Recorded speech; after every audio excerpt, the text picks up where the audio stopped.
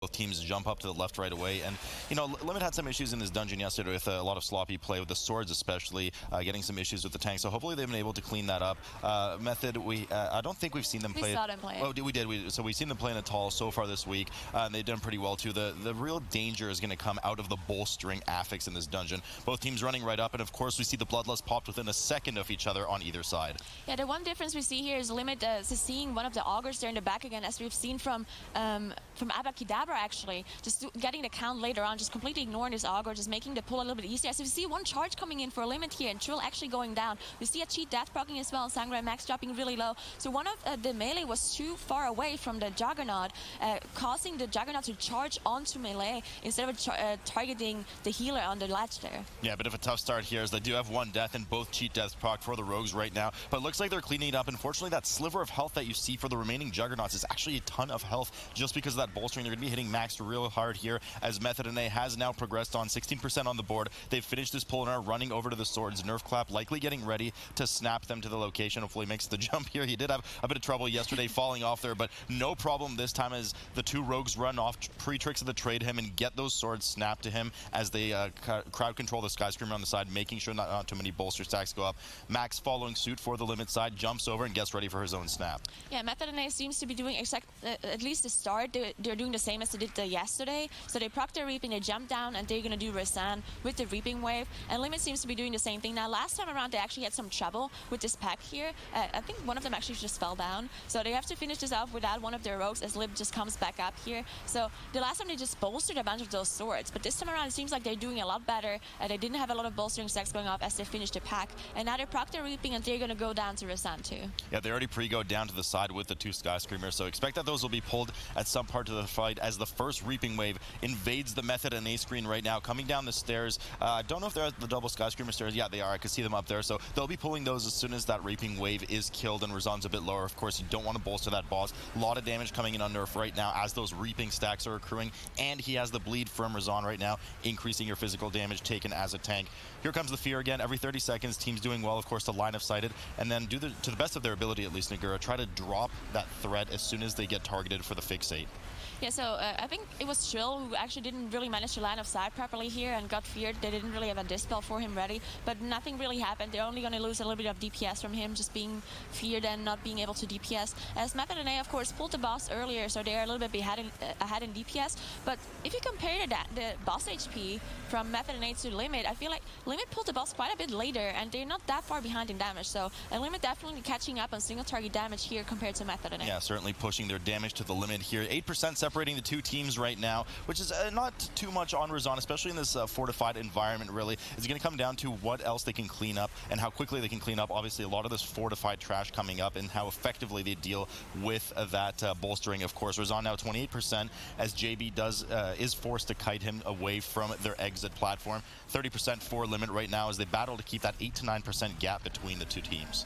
Yeah, so we're going to see the Skyscreamers, of course, not being killed before the boss because, of course, we do have bolstering and we don't want to kill the Skyscreamers early, else you bolster the boss. So what we want to see the teams to do is to kill Razan first and then finish up the Skyscreamers kind of at the same time. So you have the most efficient damage and you don't lose any time. Drill runs up and grabs the two Skyscreamers for Limit side. They'll have to make sure to babysit the AoE fears on those, at least one melee, interrupting them as the cast is every 15 seconds or so. Method and A has cleaned up both Skyscreamers now and finished off Razan as they head back upstairs to the starting area of the dungeon. Will likely head over to Vol'kaal that we've seen from them, the more traditional routing as opposed to some of the routing we saw yesterday from games Revolted, for instance, where they went on the Colossus side. So up they go into Vol'kaal's area where the honor guards lie, and they're looking to clear this and get close to proccing their second Reaping. I believe they were actually below their 40% Reaping on purpose before Vol'kaal, and then they dealt with it after Vol'kaal. Yeah, exactly. So we saw Ladi actually pull the two invisible stalkers here with G-Burst, so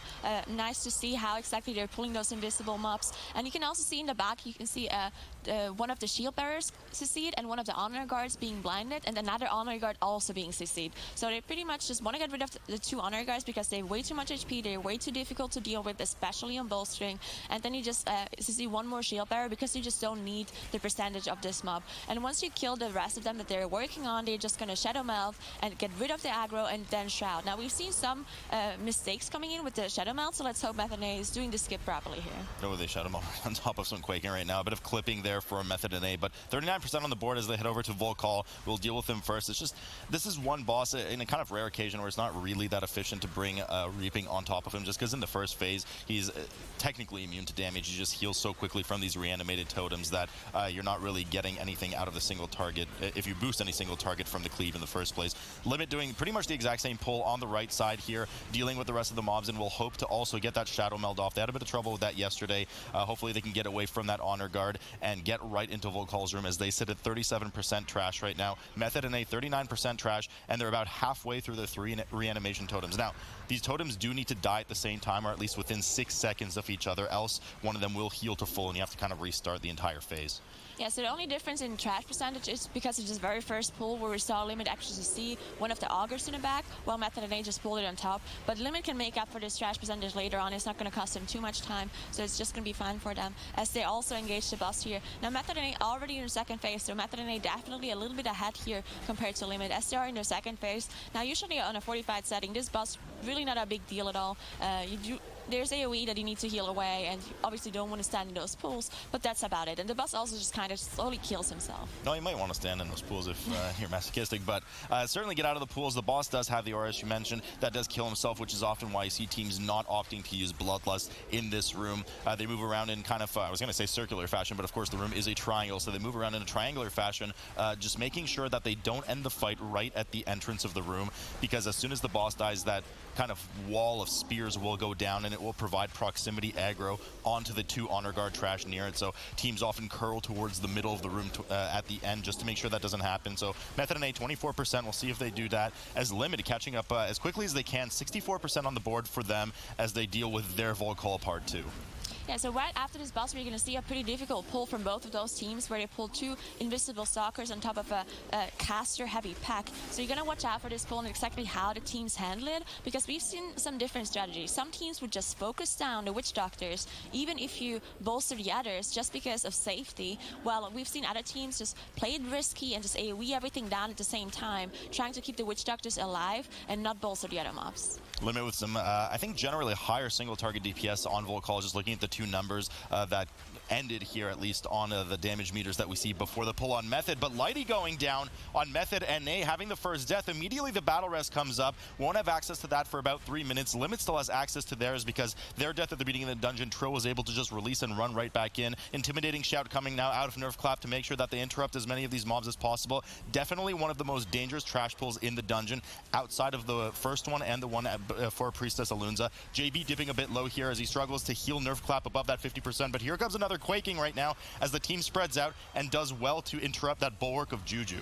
Yeah, the problem with our casters here is they had 2 hexes go through, and the type of the hexes that you need to interrupt, you of course also want to interrupt the Venom Blast, which is single target nuke, kind of like Grave Bowl from Tormented Souls from the Reaping Waves. So you definitely want to make sure you interrupt as many of them as possible, because they just do so much damage in a fortified setting, especially if you have Quaking on top of it. And you see Limit just doing a little bit better, it feels like, compared to Method and A, not having this stab, not having the hexes go through as well. And you can see the Ring of Peace coming out at the very end here when half the mobs are bolstered. You just want to make sure that Max is fine and he can cut away. Yeah, a lot of scariness though with those Venom Bolts. A lot of the members of Limit as well were dipping to sub 50% just because of those bolstered Venom Bolts hitting random targets. Nonetheless, Reaping, second Reaping has been procced for both sides as Limit aggressively runs into the hallway, grabbing the swords and the Sky Screamer though. Max dipping quite low, and Jeeth having a bit of trouble healing them up right now as the swords are jumping all over the place. There's no snap, and this Quaking could be pretty detrimental as Sangra's cheat death procs here. Jeeth is just having so much trouble keeping everything alive, everyone alive right now, as the Sky Screamer needs to be focused. Max unfortunately goes down. Lipro procs the cheat death as well. They're looking to pop any defenses they can as the battle res comes up, gets Max off the ground, and they try to finish this run up. Aggro is all over the place as the tank has died, and another Quaking pulses on the group. Method and A is snuck by the center of the dungeon, is moved over to the next bridge. Yeah, they just barely managed to recover here as they got the battle res off the tank, but the healer was completely out of mana. Didn't manage to do. And we see Trill actually dying immediately as soon as they engage this next pack here. They don't have a battle res ready, and he probably can't least, because he can't get there without a stealth available to him unless he has an invisible potion, of course, that he uses. We see another death coming in on Sangre here without the cheat death available for him, and these packs just get so much more difficult the less members you have, because those swords, of course, need to jump to targets. The more targets there are, the least jumps you're gonna get, as also the healer goes down here. If you only have 2 or 3 targets, you just get so many jumps on you, and you're just gonna die, as you can see here. Lib takes one more hit as well, just as the next Quaking Pulse comes in, finishing him off too. That's 6 deaths on the board right now for Limit. They were able to kind of corpse run the rest of this pack down and finish it off without allowing it to reset, but they certainly made their life a bit harder by not snapping those swords and trying to brute force the Sky Screamer with the swords down. A bit tough to do because you really have to focus that Sky Screamer and not to get it crazily bolstered. Nerve Clap dipping over a bit of damage here as random fireballs nuke the group for Yoda and JB right now. A lot of damage going out here for the Method and A side. Third Reaping has been procced as well as they try to deal with that. Limit, excuse me, 59% about to proc their respective Third Reaping, so a fair bit behind Method right now, not to mention the 6 extra deaths on the board. That's something that's going to be tough for them to overcome. The real dangerous pull, of course, will be outside of the swords, will be really that pull before Priestess Alun'za, though, Nogura. Yeah, we're going to see Method and A finish off this pack here and then go through this huge pull that we've seen a lot of teams use their Bloodlust for. Now, we've also saw some teams that changed their strategy and just kind of saved their Bloodlust for the last boss for the single target damage. They just figured out they don't need the Bloodlust for this kind of pull. But bolstering makes this pull a lot more difficult because, of course, the mobs don't all have the same amount of HP. Then you have the priestesses who kind of kill themselves with the transfusion cast, the same as the boss does later on. So we'll see if they use their Bloodlust here or not. Limit now dealing with the pack at the bottom of the Fire Stair Gauntlet as Method and A does use the Bloodlust. We do know as they pull pretty much everything except the Augur on the side, which you can see paralyzed and sapped in the corner. Don't want to be dealing with that right now. A lot of damage that's going to be splashing onto the group if the Augurs are not kept in check, which is why Yoda drops so low for the Method and A side. 2 of these mobs dying will proc their 4th Reaping, so they'll hit that 81-82% mark and have to deal with the Reaping on top of these starting to be bolstered mobs. 15 seconds left on their Bloodlust as Limit has had another full wipe on their side. Unfortunately, they will be running back over to that bridge as quickly as possible to start on that pull again before even getting to the harder pull that Method and A is now working on with these very bolstered priestesses and guards.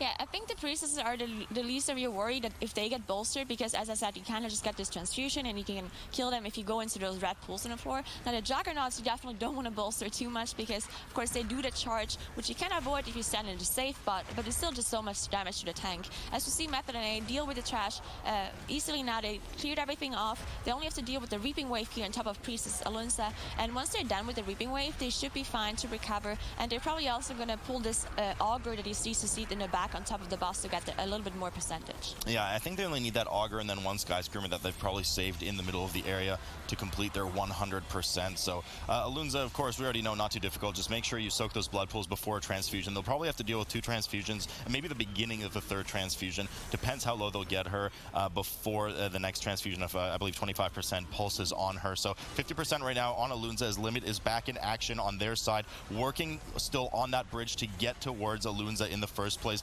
12 deaths on the board for them versus Method and A's 1, so 55-second difference just purely through deaths between the 2 teams. As Method and A, we can see a nice view from our reservists here, running over and grabbing the blood pools. JB just a bit late, grabbing it at the very last second. If you don't have that blood pool, not only do you take some damage, but she as well heals from the members and will not take as much damage, 5% per tick, so really important that they get that in place.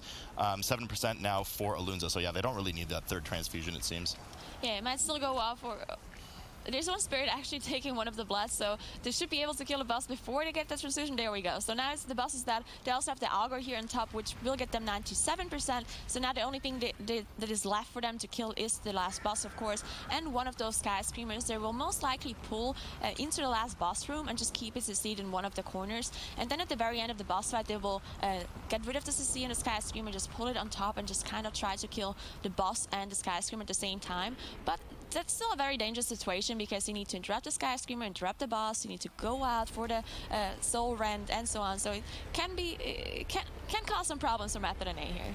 And there goes Letty right now, making sure to grab some aggro on that Skyscreamer so that when the crowd control that they put on it wears off, it will run over naturally up the stairs by itself whilst they're already fighting Yazma, the final boss of the dungeon. Limit doing their large pull here has popped their Bloodlust halfway through it right now as they look to stabilize and cleave everything down at the same time, trying not to get too much bolster on the targets. A lot of damage coming in on Max right now as the mobs start to bolster and get a lot of extra damage. You need to make sure to interrupt that fire enchant from the Augur, and they do well to do so, along with the intimidating shout. Method NA has started here on Yazma, 84% on the board for them as they await the Skyscreamer to join them in the fight, and will be paralyzing it on the side of the room just to make sure that they don't bolster the boss and kill it too early. We've actually seen a little bit of an unfortunate quaking coming out of Method and A here, and that's really the biggest problem with quaking, and sometimes you just get really bad timing for it, as we saw the Soul Run come out where you kind of just want to stack up with everybody to spawn the ads close to each other, but they got the quaking at the very same time.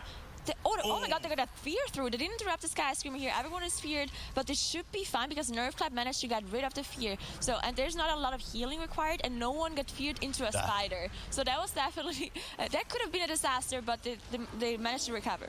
That was so lucky that fear, and not a single member of the team got feared through the spiders, and the spiders were even doing their fixate at the time too, so super fortunate on their part as they managed to kind of dodge a bullet there. Not sure if it would have entirely wiped them, perhaps it would have, but even if it did, I mean, Limit's unfortunately a fair bit behind, still halfway through Priestess Alun'za with those 12 deaths on the board. Yazma now at 46% as they grab her into the corner and look to do their next 100 energy wave. Yeah, so that's the difficulty about having the Skyscreamer here and just keeping it seed. Anything could break the Skyscreamer. Need to, of course, remember to resist it. And then once, if you get the Skyscreamer on top of the boss at the very end, there is this double interrupt that you need to do. Especially in a full melee lineup where you don't have any ranged interrupts, it can get difficult. This is why we saw, I think it was only one team who played it kind of safe. I'm not sure if it was 40k or not, or Games Revolted. I think it was Games Revolted who just kind of killed the Skyscreamer first before they went into the Yazma's room, just to have a little bit more of the safety. As we see the cheat death actually proc on Shakib here, as he, I believe, got hit by a spider. Yeah, he got hit by a spider on purpose because they kept tried to crowd control, interrupt the Skyscreamer's cast instead of kicking it. If you kick something, then it will lock out that target's cast for a while. If you keep trying to interrupt it with bumps and CCs, it will keep recasting it, and that's exactly what happened until the spiders overwhelmed it, and Shakib just had to try and sacrifice himself to get that interrupt, else they would have been feared and maybe wiped. But they managed to pull it off and dodge a few bullets here as Method and A finishes off Yazma and is cleaning up the last Skyscreamer, taking the first part of this series 1-0 over, unless they're casting for a long time. So these two tanks certainly have a tall task to manage this dungeon as Night Elves right now. The teams are going to have to play a bit more defensively and perhaps switch out some of the aggression and the strats that we've seen previously, as they both run around right now grabbing a ton of trash and line of sighting it around this pillar to try to proc their first 20%. Yeah, so Freehold, one of those time trial dungeons, which of course during time trials you can play whatever race you want, whatever comp you want, because you're not restricted by those limited swaps like it is in a tournament environment. So I wonder if those teams even practice with Night Elf. I wonder if that's something they kept in mind. It's like, oh, hey, maybe we can't switch to Dwarf in a tournament, maybe we should practice with a Night Elf too. So we'll see how it goes here for both Limit and Method and A with this necrotic affix. And we also see teaming, of course, meaning there's even more mobs putting even more necrotic on the tanks, so definitely something to watch out for. So Max manages to squeeze out last second, but danger here for Method and A's. Yoda procs his cheat death. Nerve Clap is still quite low as well, trying to drop his respective necrotic stacks. Enforcers cannot be slowed. They can only be displaced with a grip or a ring of peace in the case of the comps of these two teams. JB doing really well to dispel the poisons, while excellent support coming in from Lighty as well for Method and A to get rid of the disease as well on the tank that is applied that decreases your healing taken. Something that unfortunately Limit didn't do. Max was running around with 2 stacks of the disease and a huge amount of necrotic. It almost killed them early in the fight, but they did manage to get by it and get ahead of Method and A right now as they pop their Bloodlust with their first reaping on top of the first boss, Sky Captain Craig here, looking to just get early on that lead. Nerve Clap still running around in circles right now with these 2 Enforcers. Yeah, they're having a really hard time finishing off this pack as Limit just cleaned it very well onto the boss here in phase 1. Now, phase 1, when the boss is still mounted on the bird, he kind of shoots random targets from the top. It doesn't do as much damage as it does in the second phase, but it can it's very RNG, and it happens more frequently than in phase 2. So it definitely could cause trouble, especially if someone gets hit multiple times in a row. But they're in phase 2 now, and actually had a shot go on 2 members here at the same time. Yeah, they were the Rogue and of course the Unholy DK Lip were a bit too slow to spread out there, and both got clipped by that very dangerous fire bursting shot frontal. Now that at this level, the amount of gear that these players have isn't really enough to kill you if you're maximum health, but it can kill you in combination with a bird charge or one of the iguanas coming down, or just of course if you're not topped up, if Jeeth is just a bit behind on healing. So they have to be really careful with that. Sky Captain Crab now 50% for limit though, looking really good for them as Method and A's Bloodlust just wears off now and they hit their 60% mark. Yeah, so they're also going to watch out here as the tank and the melees are just standing very close to the edge of the arena. Now, a recent change to this boss made it so as soon as the boss exits the arena, it will reset immediately, just to prevent people from just kind of playing a strategy where you avoid most of the mechanics. So this is why they tank it in this corner here. But the problem that we've actually seen happen to another team before was that the tank got hit by one of those birds. If you get hit by them, not only do you get damage, but you also get knocked. So he got knocked out of the arena, and the tank was following the tank, of course.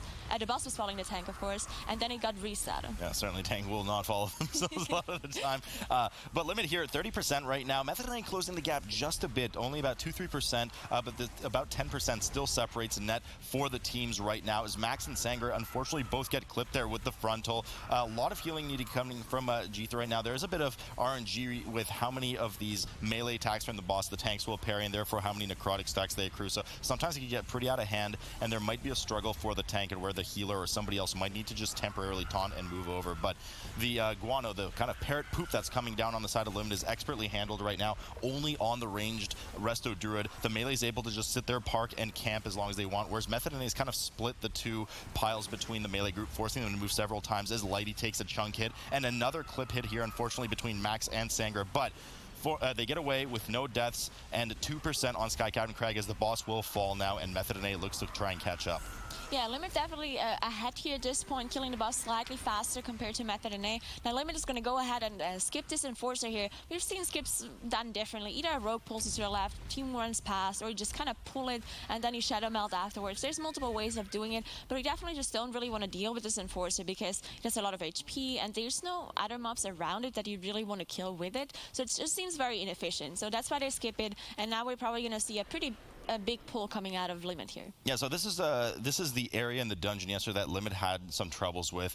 They certainly made some very bold, large pulls, as we see teams often do with this teaming, but there was some issues with tank survivability. Max just got out a bit too late. The support was just not well coordinated from the group, so hopefully they've cleaned that up today, and if they could pull off some of the size of pulls that they tried yesterday, it'll put them at a quite nice advantage in the group right now as Method and A runs over, and it looks like they pulled the Oarsman on the side. I believe it's on purpose, if I remember their strategy from 2 weeks ago. It could be a new strategy as well, as Nerf Clap actually taking a lot of damage right now and falls, so I think that might have been an accidental pull by the looks of it. Indeed it was. They looked to res him. There was one team that pulled the Oarsman on purpose. I guess it wasn't Method and A. I'm forgetting the exact team, but this was an accident. The problem with this is not only did Nerf Clap die, they had to spend the time resing 5 seconds on the board, but now he doesn't have his cheat death trinket available for 6 minutes right before pulling this extremely dangerous amount of trash. Yeah, I think the only time they pulled it was in the bolstering affix because it somehow worked out better for them, but definitely I haven't seen this Ultimate pull today or yesterday at all from these teams, as Limit actually pulled off their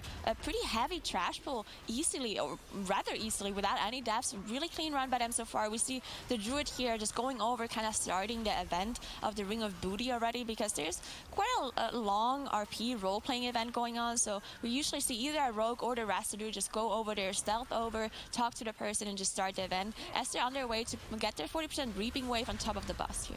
Yep, so the Council of Captains has been pulled. Same captains as yesterday, of course, Captain Jolly and Raul. So the, in my opinion, at least easiest version of the possible 3 combinations, as Eudora is not one of the active hostiles right now with her one-shot potential on Tyrannical. So a bit easier for the teams as long as they try to get Jolly to absorb this blade as quickly as possible. Very frustrating, as Io's mentioned, but one trick is you can't sit max melee range from him, and most of the time it will just absorb into him without you having to kind of stutter step and backpedal.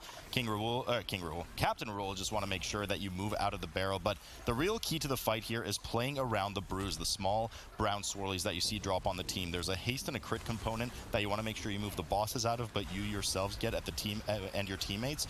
And of course there's also the bad Brunegura that is very key for putting the bosses in and just getting a lot of damage. Yeah, so the Bad Brew is just kind of leaves a dot behind, a damage over time effect that damages players, but also bosses if you put into them. So you want to make sure that you kind of drag the bosses into the Bad Brews if it's possible. A lot of those bosses are not very easy to move around, so sometimes it might not be possible, but you definitely don't want to stand in it as a player, as it also applies to you. Now, this combination of bosses is usually not very difficult, but we've seen more difficult combination, especially with Eudora, which does have this powder shot that just does so much damage compared to the first boss. It's a similar shot as the first boss, so definitely an easier combination of bosses here this time around. But both Method NA and Limit don't seem to be pulling any sort of trash on top of this.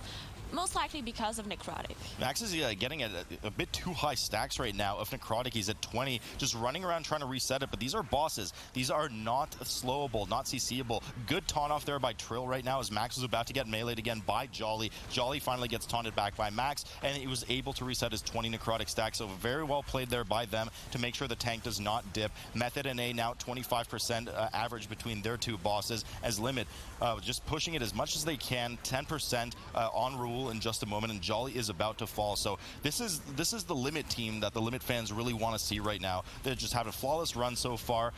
Everything was pulled perfectly, no small pulls, no safe pulls. Everything is just, you know, they're pushing it to the limit.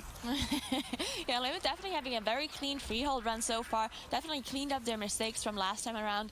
There's still a lot to go though, so they want to make sure that they keep their run clean and want to make sure they don't have any of those smaller or bigger mistakes as they use their Shroud to go to the Ring of Booty. Now, what we've seen from them before is just kind of pull trash on top of Ludvig. Now, the problem is if you're not a dwarf as a tank, you can't get rid of Necrotic, then those kind of pulls are super dangerous and they might just not do them because of the fact they just can't be dwarfs currently. Maybe they just want to play it a little bit safer and don't pull a lot of trash on top of Ludvig or any other boss. Yeah, Ludvig is not too bad because you can kite him. He's very, very slow. But it looks like what they've done is they spawned Ludvig, waited for his RP to kind of end its 25 seconds, and in the meantime, they've run over and done a rather large pull, making sure that they proc their third reaping, which they will likely pull with Ludvig. Method and A doing pretty much the exact same pull in the same area right now. Both teams making sure that their tanks are nice and healthy. Nerfclap does not have his trinket available from earlier, so he needs to play just a bit more defensively. Ring of Peace does come down to help peel all of the mobs that would be chasing him and refreshing those Necrotic stacks as Method NA gets to 58% and pulls a bunch of neutrals on the side just to make sure they proc that third reaping. Limit at 53%, now 58, finishing off their trash just a bit slower than Method NA, so Method NA has closed just a bit of ground here. Ludwig von Tortolen pulled for both teams right now. Neutrals coming in on the side of Limit. Exact same neck and neck strategy from both teams right now. Yeah, it seems like they're playing the exact same route here. Both of those teams, as they proc their reaping, the 60% reaping wave with those neutrals on top of Ludwig. Now, of course, their reaping mobs don't apply Necrotic,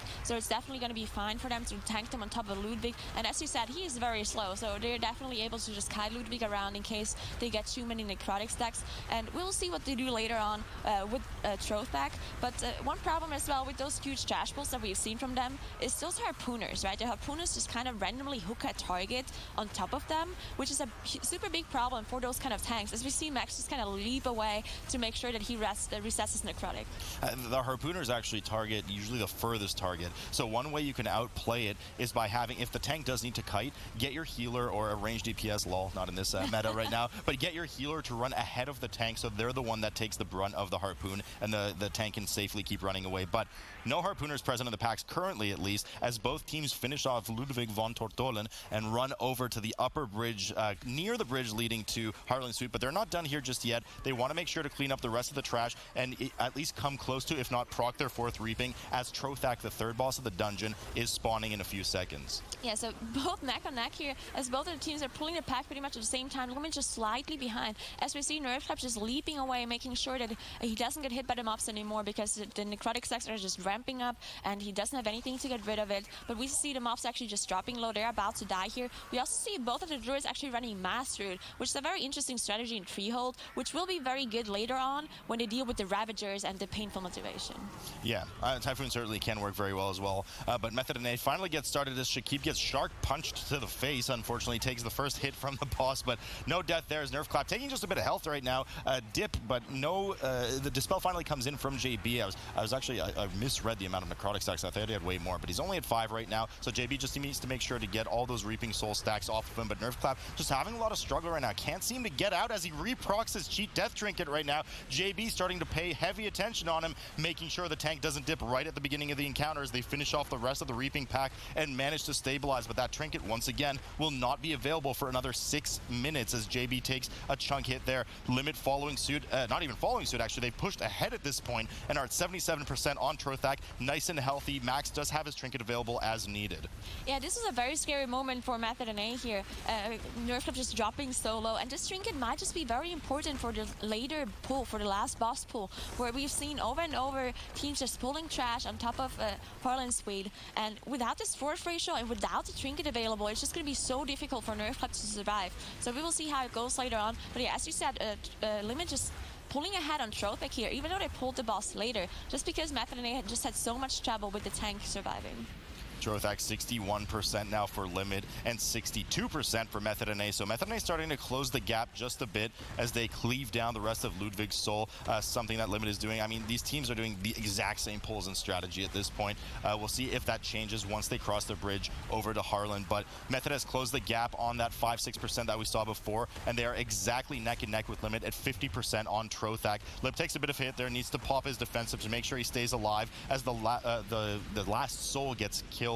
The Ludvig and Trothak soul, of course, gets killed off. No real danger, just cleaving it on top of the boss as long as you don't get hit by the swirlies when it dies, or of course that shadow smash. Yeah, so the damage between those two is just kind of going back and forth, and now Method and A ahead again on the boss HP compared to Limit. Definitely, probably something to do with the offensive cooldowns, being ready at different kinds of time, but Method and A just looking like they're gonna kill the boss first, and once they're down with this boss, we're most likely just going to see both of those teams go to the last boss area and just straight away engage the boss, pull the trash on top of it, use their bloodlust, and nuke it down. Now that is going to be the most dangerous moment for this dungeon for both of those teams, just pulling the trash on top of the boss. If anything goes wrong there, it can cause a disaster. So we will have to see how both of those teams manage right after this boss. Yeah, I mean, Method and A has just managed to produce this 10% gap on the boss right now when they were actually behind by 5%. So just huge amounts of single target damage and sustained damage, it seems, coming out of Method and A as they reach the single digits of percent on Trothak, getting ready to finish him off. Limit still at 18% right now, trying to play catch up. Now, something working, of course, in Limit's favor is 0 deaths on the board. The 5 seconds on Method and A could prove fatal for them at the end of this map, considering how close these two teams are. But Method and A finishes Trothak off while Limit still at 14% on the boss. G doing well to kite the shark, of course, through the chum and stun and slow it down. But both teams, of course, also holding on to that bloodlust Nagura, likely because of what you said, getting ready for a fairly substantial Harlan pull, something that Method and A is going to do right now. Yeah, Method and A on the bridge, on their way to the last boss here. They're most likely going to stealth past these couple of mobs, and as I said, just straight away go to the boss, engage the boss, and use that bloodlust that they've been saving just for this exact moment. Now, I just want to mention it again, that those tanks are not dwarfs anymore, and the last 2 times we saw Freehold, they were dwarves, they did this pull. The tank had this 1 ratio to be able to get rid of the necrotic stacks, just kind of have a safety net. But this time around, they are night elves, so they're actually changing up their pull. This is very interesting to see. So Method and A, and not pulling the trash on top of the boss here with their bloodlust. They're probably waiting for later on because this might just be too difficult for them, especially without having the dwarf, as Limit is also on their way to the last boss. Yeah, Limit up's going up to the last boss right now. They had to shout him out to get that Etten off as they run up and get ready to pull Harlan.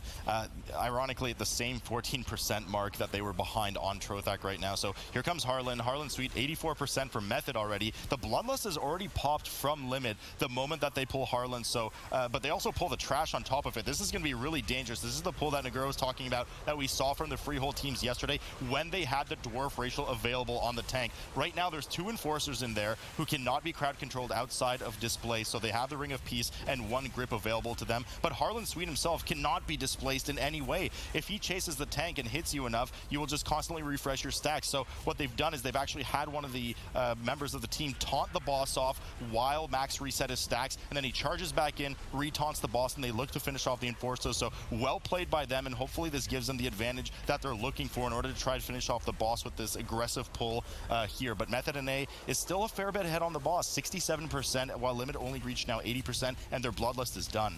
Yeah, this was very well done by Limit here, just playing around not having this dwarf ratio. I talked about it earlier, maybe teams didn't really think about it, that they can't be dwarf in a tournament, but they definitely thought about it. They did the pull, they were confident in this, and they taunted in the exact moment they needed a taunt, and they had the reset on the Necrotic on max, so definitely well done by Limit here. Now, Method and A didn't do this pull, they still have their Bloodlust available though, so I assume as the boss hits 60%, they're most likely going to do this pull now and use their Bloodlust now. But again, on a tyrannical setting, boss HP matters a lot. As we see the Bloodlust being used by Method and A, and they're doing the exact same pull as we saw from Limit earlier. Yeah, that's the more typical thing you see, at least on live servers, to pop the Bloodlust at 60% on Harlan. Reason being that at that point, Harlan enters phase 2 and casts his abilities on the entire team, except for the tank, of course. So there'll be a 360 slicing win, but also 4 cannonball barrages instead of just 1. So using that to their advantage along with Bloodlust, they kind of just brute force that pack down. Quadruple cannons coming down, all CDs coming out of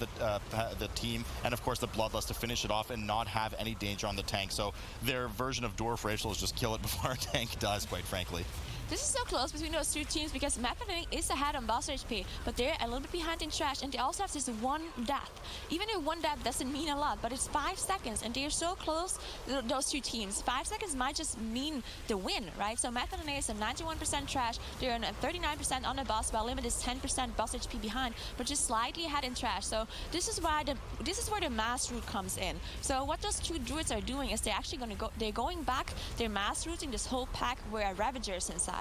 And then the Ravager will cast a Painful Motivation while no one has to tank the mobs because they're all standing in mass route, and the Painful Motivation will just slowly kill the mobs without them having to do anything at all. Yeah, this is going to be real close, but I do think Limit's a bit more than 5 seconds behind right now. This is a high health tyrannical boss, and Method and A has entered the burn phase right now. As Lip goes down, the other goes their 5-second advantage, not to mention needing to res and spending a bit of time doing that, not DPSing the boss. So Harlan now 16% for Method and A. They're burning through his 100% increased damage taken phase, sub 30%. Limit about to enter it in 3%, but I think it's just a bit too little too late. Yeah, I think at this point, even with the extra death, now the time is completely even, and Method and A is just about to kill the boss here. They only need the 4%, so this is going to be Method and A that wins this map. But it was very close, and Limit definitely is showing that they can do well without those mistakes. They definitely did a very clean freehold, really, by Limit, and Method and A just finishing off the last percentage here to get their 100%. Yeah, they run in, and Method and A does indeed close off the series 2-0. We'll have to watch very closely on that one as we start up game 1 between Fourty and Games Revolted. Tattle's good to have you here as we start the Shrine of the Storm, but like I was saying, you know, not the most dangerous of affixes for the dungeon, but the dungeon itself lends itself to just a lot of dangerous situations, especially with this first reaving. Yeah, and in addition to that, we actually do see a little bit difference in strategies between the two teams here, with Gamers Revolted using one of these top braziers in order to be able to snap all the mobs up, while Fourty is pulling down to this bottom left-hand side, and it actually looks like they've pulled one of the Living Currents here. One of the Living Current is actually something that we don't actually see pulled a lot, and we actually see, on the side of Fourty they have elected to use Bloodlust here while trying to deal with this Living Current.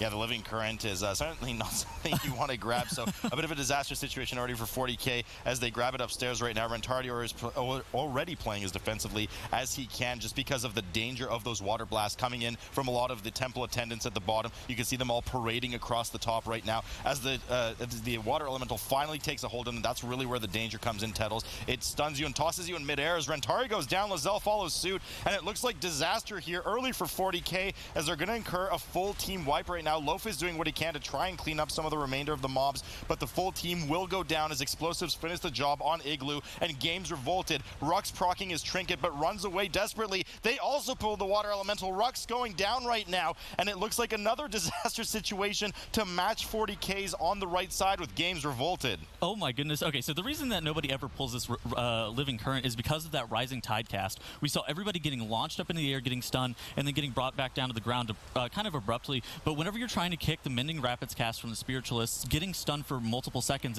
is not an option. You actually did see Fourty have one of those Mending Rapids get off from the Spiritualists, healing that Living Current up super high, because they looked like they were actually going to be able to deal with it there for a couple seconds when Rentari was kiting.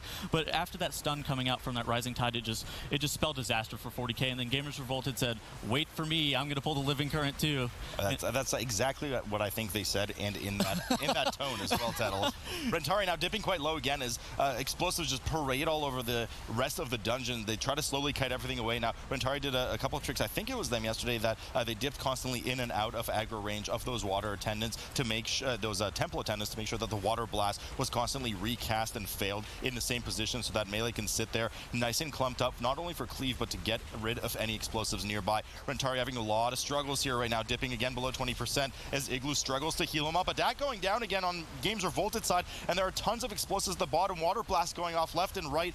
A lot of instability here for Games Revolted right now as Rux just gets trucked, even just poking downstairs for a second. Yeah, but it's also important to note that Games Revolted still does have access to their Bloodlust whenever they do eventually proc their first Reaping into Aqueeseer. We actually see a lot of teams looking to Lightfoot Potion and end up skipping a bunch of the trash, but they're positioning to the point where if they do end up proccing their Reaping here, then they won't actually be in a good spot in order to be able to get far enough away from those Reaping mobs without like moving the mobs back down the stairs here in a second. So I do expect to see Games Revolted starting to kite the last couple mobs in this pack down the stairs and then using Lightfoot Potions to make it to Aqueeseer's room. While on the side of Fourty here, they're finally starting to clean up their first pull of the instance with the Templar sitting at about 50% HP here. Yeah, and they're only 12% trash right now. Games Revolted at 15%, 17 now, getting close to pulling, to proccing their first Reaping. So 18% on the board for them, Fourty at 12%. Both teams 5 deaths apiece, but of course, Games Revolted, as Tettles mentioned, does have access to that Bloodlust as they do the skip here past the Living Current. Hopefully they don't pull that one again.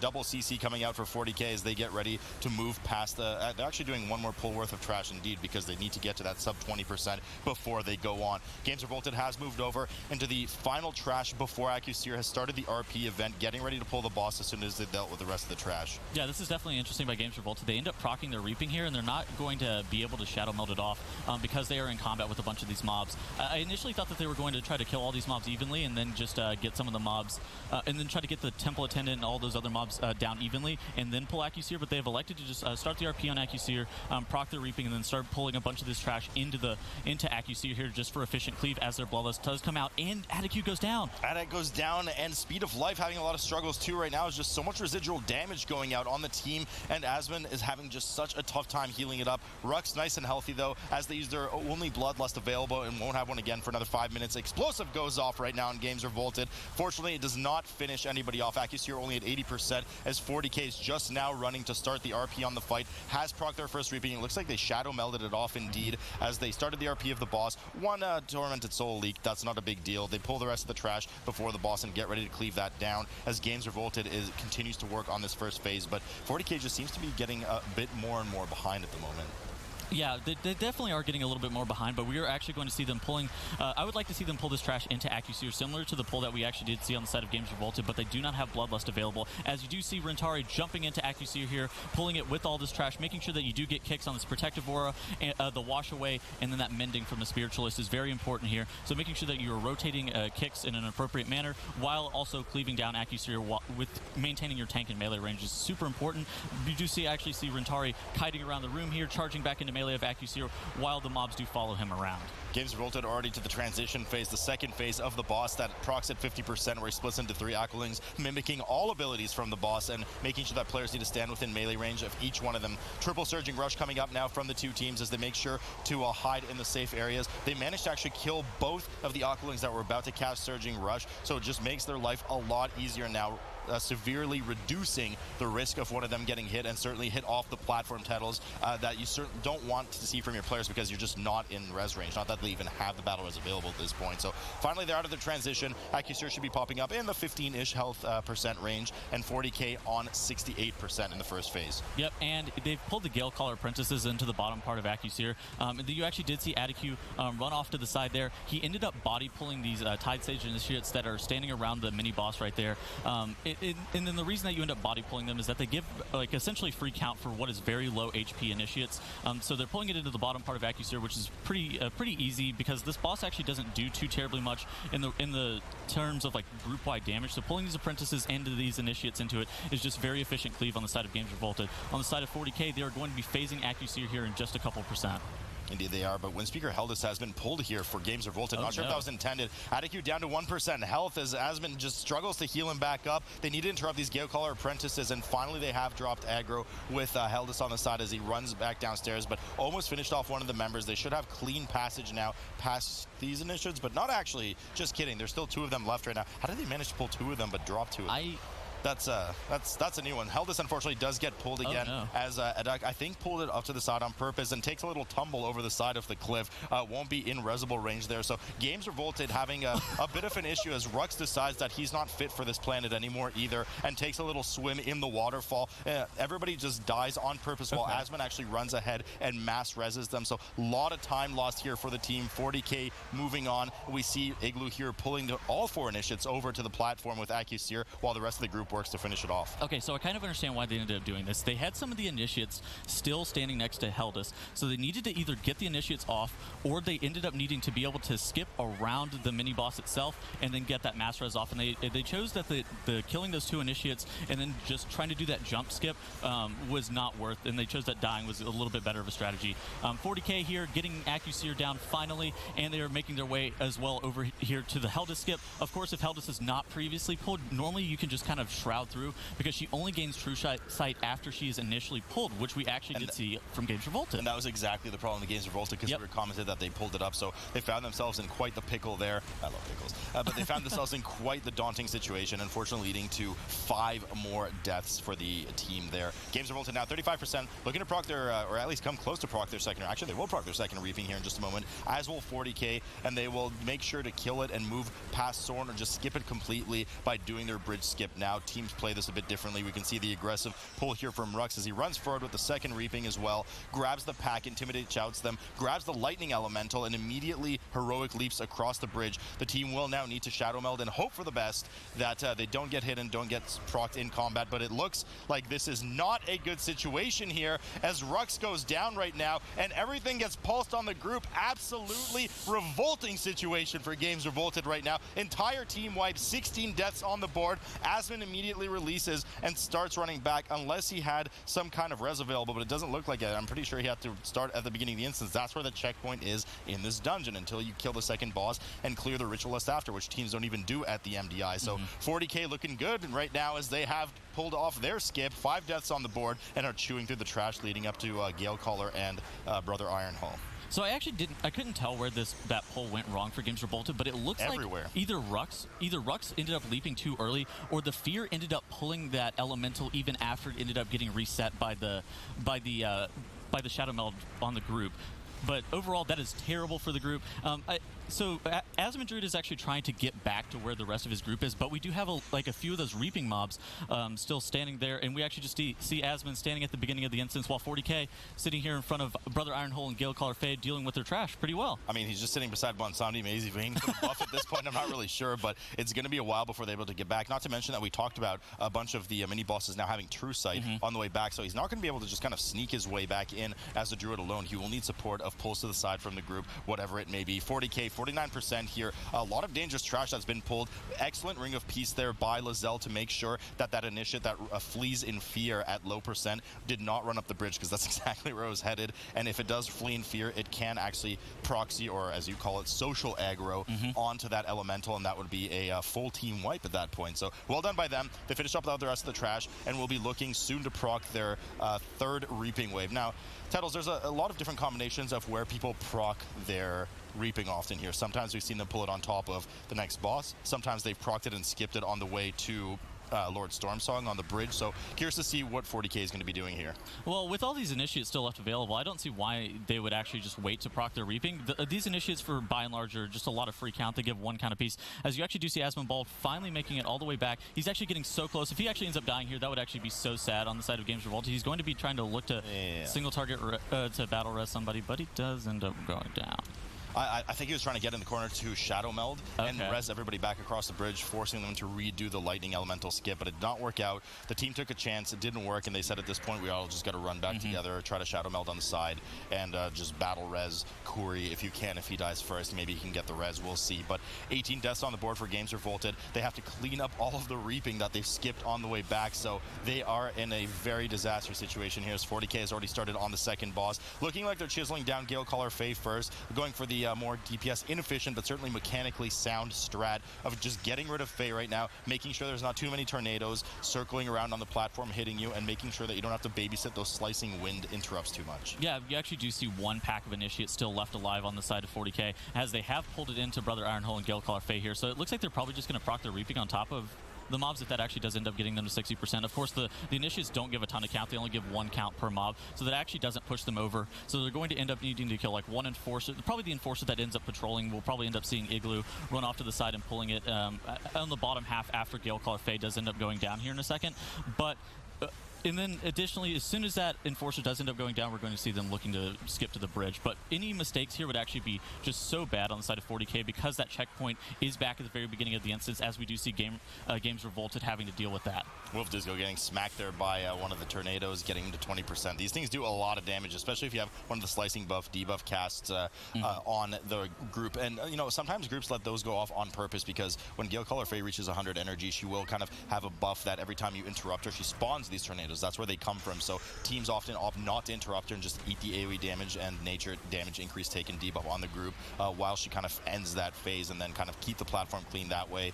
Brother Ironhole here, 28%, rapidly approaching 25 for 40k, looking to close off the second boss. Everything since that first pull in the dungeon has been very clean for them. Not something I can really say for Games Revolted on the right side here as they hit 19 deaths right now. Rux does fall again. The rest of the team has done the skip. So finally, fast forward a fair few deaths, and we have done the skip properly. They will be starting on the trash leading up to the second boss, something that 40k is already finishing up with now. Yeah, so if you're on the side of Games Revolted here, you're going to want to see a major fumble from 40k, which can still happen because the checkpoint still is at the beginning of the instance. Obviously, there's a little bit of a skip available. Right there, actually, to the right. Yeah, to the left. To the left over there. But you have to do that Ritualist in order to be able to activate that skip, which on the side of 40k, we see them killing some of these low health mobs, and they're going to be looking to just Shadow Meld to the bridge and not even activate that skip. So if for some reason 40k did fumble on the bridge, that would actually put them so far behind because they would have to redo their elemental mini-boss skips a bunch of times and then just make it all the way back to this point in the instance. But on the side of 40k, I think we're going to see consistent play as we have been seeing from the past few weeks from 40k. Yeah, no, I mean, 40k certainly, 40k has this story of a lot of the time hiccuping early in dungeons. We've seen it from a few dungeons, but their ability to recover and maintain themselves throughout the rest of the dungeon has been really impressive at this week's cup and especially at the second week's cup. And we can see it again from them here as these Ayaya tentacles spawn up again here with the cultist on the side.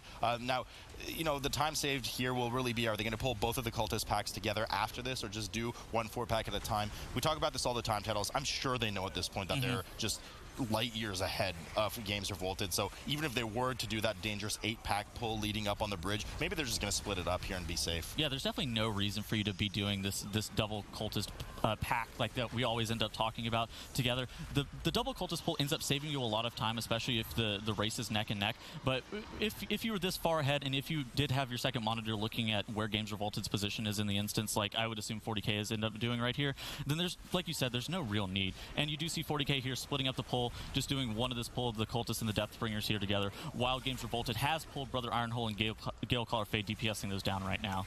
40k chiseling through this cultist pack right now. It's really actually a Deathbringer pack, this one. This is the more dangerous of the two. The Deathbringers just absolutely truck the tank with shadow damage, especially that Rip Mind cast, as we can see it going off the screen here. Immediate interrupt on that diamond purple marker from one of the members. I think it was actually Rentari that did it. They get ready for the triple cultist pull after, whilst Games Revolted dealing as well with the more DPS and efficient strat, but just looking to get rid of Galecaller Faye as quickly as possible and keep it safe for their team. They do have both teams have Bloodlust available at this point, and of course a Battle Res available for both sides, but Speed just keeps getting hit there. He got hit by the frontal from Brother Ironhall there, got nicked by a tornado just before that. So a lot of damage coming in that is avoidable, that is stressing the healer out, who would otherwise just sit there DPSing. Yeah, I actually don't expect either team here to be looking to use a Bloodlust. If anything, it would be Games Revolted using it here whenever they initially pulled Brother Ironhall and Gale Caller Fae. But both of the teams really want Bloodlust up for Vol'zith. And the reason for that being is if you're actually able to phase Vol'zith one intermission quicker, then that's going to save you a massive amount of time over doing multiple phases of him. And you do see Fourty again pulling one, like the triple cultist, one Deathbringer pack, which is a significant easier pull than the previous one. So DPSing it down one pack at a time here, and then you're going to see them pulling into the Abyss Dwellers here in just a second, while somebody will potentially run ahead, starting to proc the RP on Lord Stormsong as Fourty does make their way through the instance here. Yeah, Games Revolted pulling some extra trash on top of the boss, looking to try and efficiently cleave it down on top of Brother Ironhall now that Gale Caller Fae has fallen. 79%, will be proccing, as you mentioned, their 4th Reaping here and running off, trying to Shadow Meld it down. It's pretty common that some of these mobs end up snapping to their location if they try to skip it, as we can see one of the Tormented Souls here. It's just the way it is. You can expect that 1 to 3 of them usually leak just because of the area that you're doing the attempted skip in, and there's a lot of caster mobs. Nonetheless, they run over with the Tormented Soul, decide at this point, hey, we've already procced our 4th Reaping Wave, which is kind of weird because teams usually proc it just before the boss and get rid of it, or just after the boss. So they procced it a bit early, said, hey, you know what, let's just deal with this round of with a round of Dwellers on the side right now, get rid of it, and then just move over to Lord Stormsong after this. We know we don't have to skip anything. We'll just go straight to Vol'zith. Yeah, so 40K's pathing just allowed them to be, it's going to end up being about 2% overcount that they're not going to end up needing at the very end there, but it's going to be okay. They obviously waited for that Abyss Dweller Tentacle debuff to fall off before eventually engaging Lord Stormsong. Once Lord Stormsong is pulled, you're actually going to see them being looking to interrupt those Void Bolts or Spell Reflect them as a protection warrior. In addition to that, the Ancient Mindbender is going to come out, like as you do see right here in Mind Control somebody. It unfortunately goes onto Lae'zel. If it would have ended up going onto one of the rogues, I would assume the rogues have popped their cloak and would end up being able to immune the Mindbender, but if it goes on Lae'zel or Igloo, that's very unfortunate for their side, as they do have to DPS them down to 50% in order to be able to break them out of the Mind Control like you did see there. Lord Stormsong, 57% on the board for them, as Games Revolted only now doing their bridge skip leading up to the Tentacles, and of course that 4 to 8 cultist / Depthbringer pull, depending on what they're going to do at this point. They have to be as relentless and aggressive as possible to have any hopes of catching up. 40K just sub 50% on Lord Stormsong, as the team is kiting around well in a circle here, making sure that they don't get hit by any of those balls to the face. Yeah, Games Revolted has actually done a pretty decent job of trying to catch back up, even though they did have some major mistakes trying to do that elemental skip there. Even though they do have 19 deaths and are pretty significantly behind, they've actually, they haven't given up and they're making their way through the instance. I would say it at a pretty good speed, aside from just those mistakes that they did end up having. So making, like, if they could actually get consistent in matches after this, maybe they would end up having a chance. But right now, 40K is in the driver's seat by a pretty significant margin here. Yeah, I think we saw a similar story from Games Revolted yesterday. They had a couple of just completely awful games, and then they really kind of flexed their muscle and showed their strength in maps after. They had very clean games. So, you know, you never know, I guess, what you're going to get with them. We also just don't have a history of the team very much. It is composed of lots of players from different eras of MDI. Some are new, some are returning. So it's kind of really a brand new team that they're getting rolling here, as 40K finishes off Lord Stormsong and goes for a little swim towards the Vol'zith platform, making sure to avoid all these jellyfish. Why is it that the observers always zoom in on the Druid here? That aquatic form. Because the Druid is the fastest because he's in aquatic form. Because if you had like a diving suit, maybe you'd be a little bit quicker, but the Druid is just the quickest because of this aquatic form. It's beautiful. No, it's not, Tettles. No. And Games Revolted ended up actually doing that big 2-pack on the bridge that we were talking about a little bit earlier. It's actually getting incredibly low, as Rux is dipping very low here himself. He's looking to get top back up as the pack is starting to dip lower and lower, but it looks like they're going to be able to pull this pack off, making sure that they deal with explosives with the rogues as well.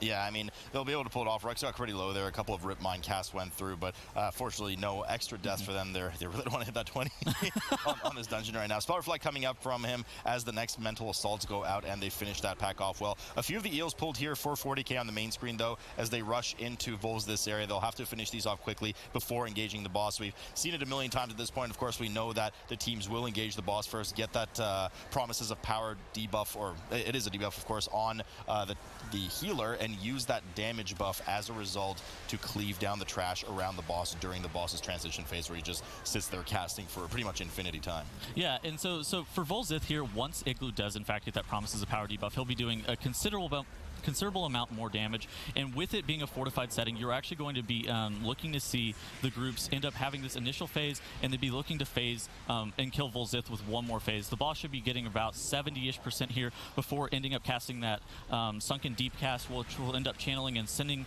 all of the players into an intermission phase, which you do see on the screen right here. Intermission phase entered as, of course, the healer and the tank are in their own intermission phase with this ghostly Sunken Denizen here. Once they kill that, they'll be able to join the DPS in their phase where they have to deal with 2 Forgotten Denizens. Now, Sunken Denizen just moves really slowly, melees very hard, whilst the Forgotten Denizens, the octopus-like ones, will have a very long cast, and if they succeed, will hit the damage, will hit the group for some shadow damage and heal the trash mob to full. So, got to make sure to coordinate interrupts well.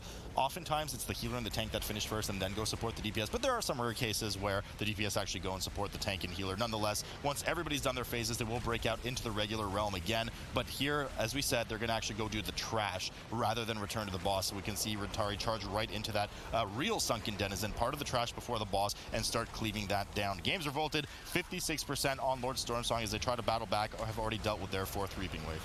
Yeah, so the reason that you end up pulling this trash is you end up kind of having to wait, and you actually do want to wait for your DPS's cooldowns to come back up. In addition to that, these 2 Forgotten Denizens are really easy if you just have a bunch of melee kicks. As long as none of those casts get off, you're actually going to be in pretty good shape. If one of the casts gets off, like you said, it will heal the mobs to full, but not only that, but it will end up killing Igloo because he does have significantly reduced health. The Forgotten Denizen cast doesn't do a ton of damage, but with your healer having like pretty much no HP, it actually puts your group in a pretty scary spot if that cast does go off. And 40k has interrupted Vol'zith and has popped their bloodlust and is trying to phase it here. Yep, so they should easily one-phase it in this fortified environment usually, especially with how low they got it out of that first phase.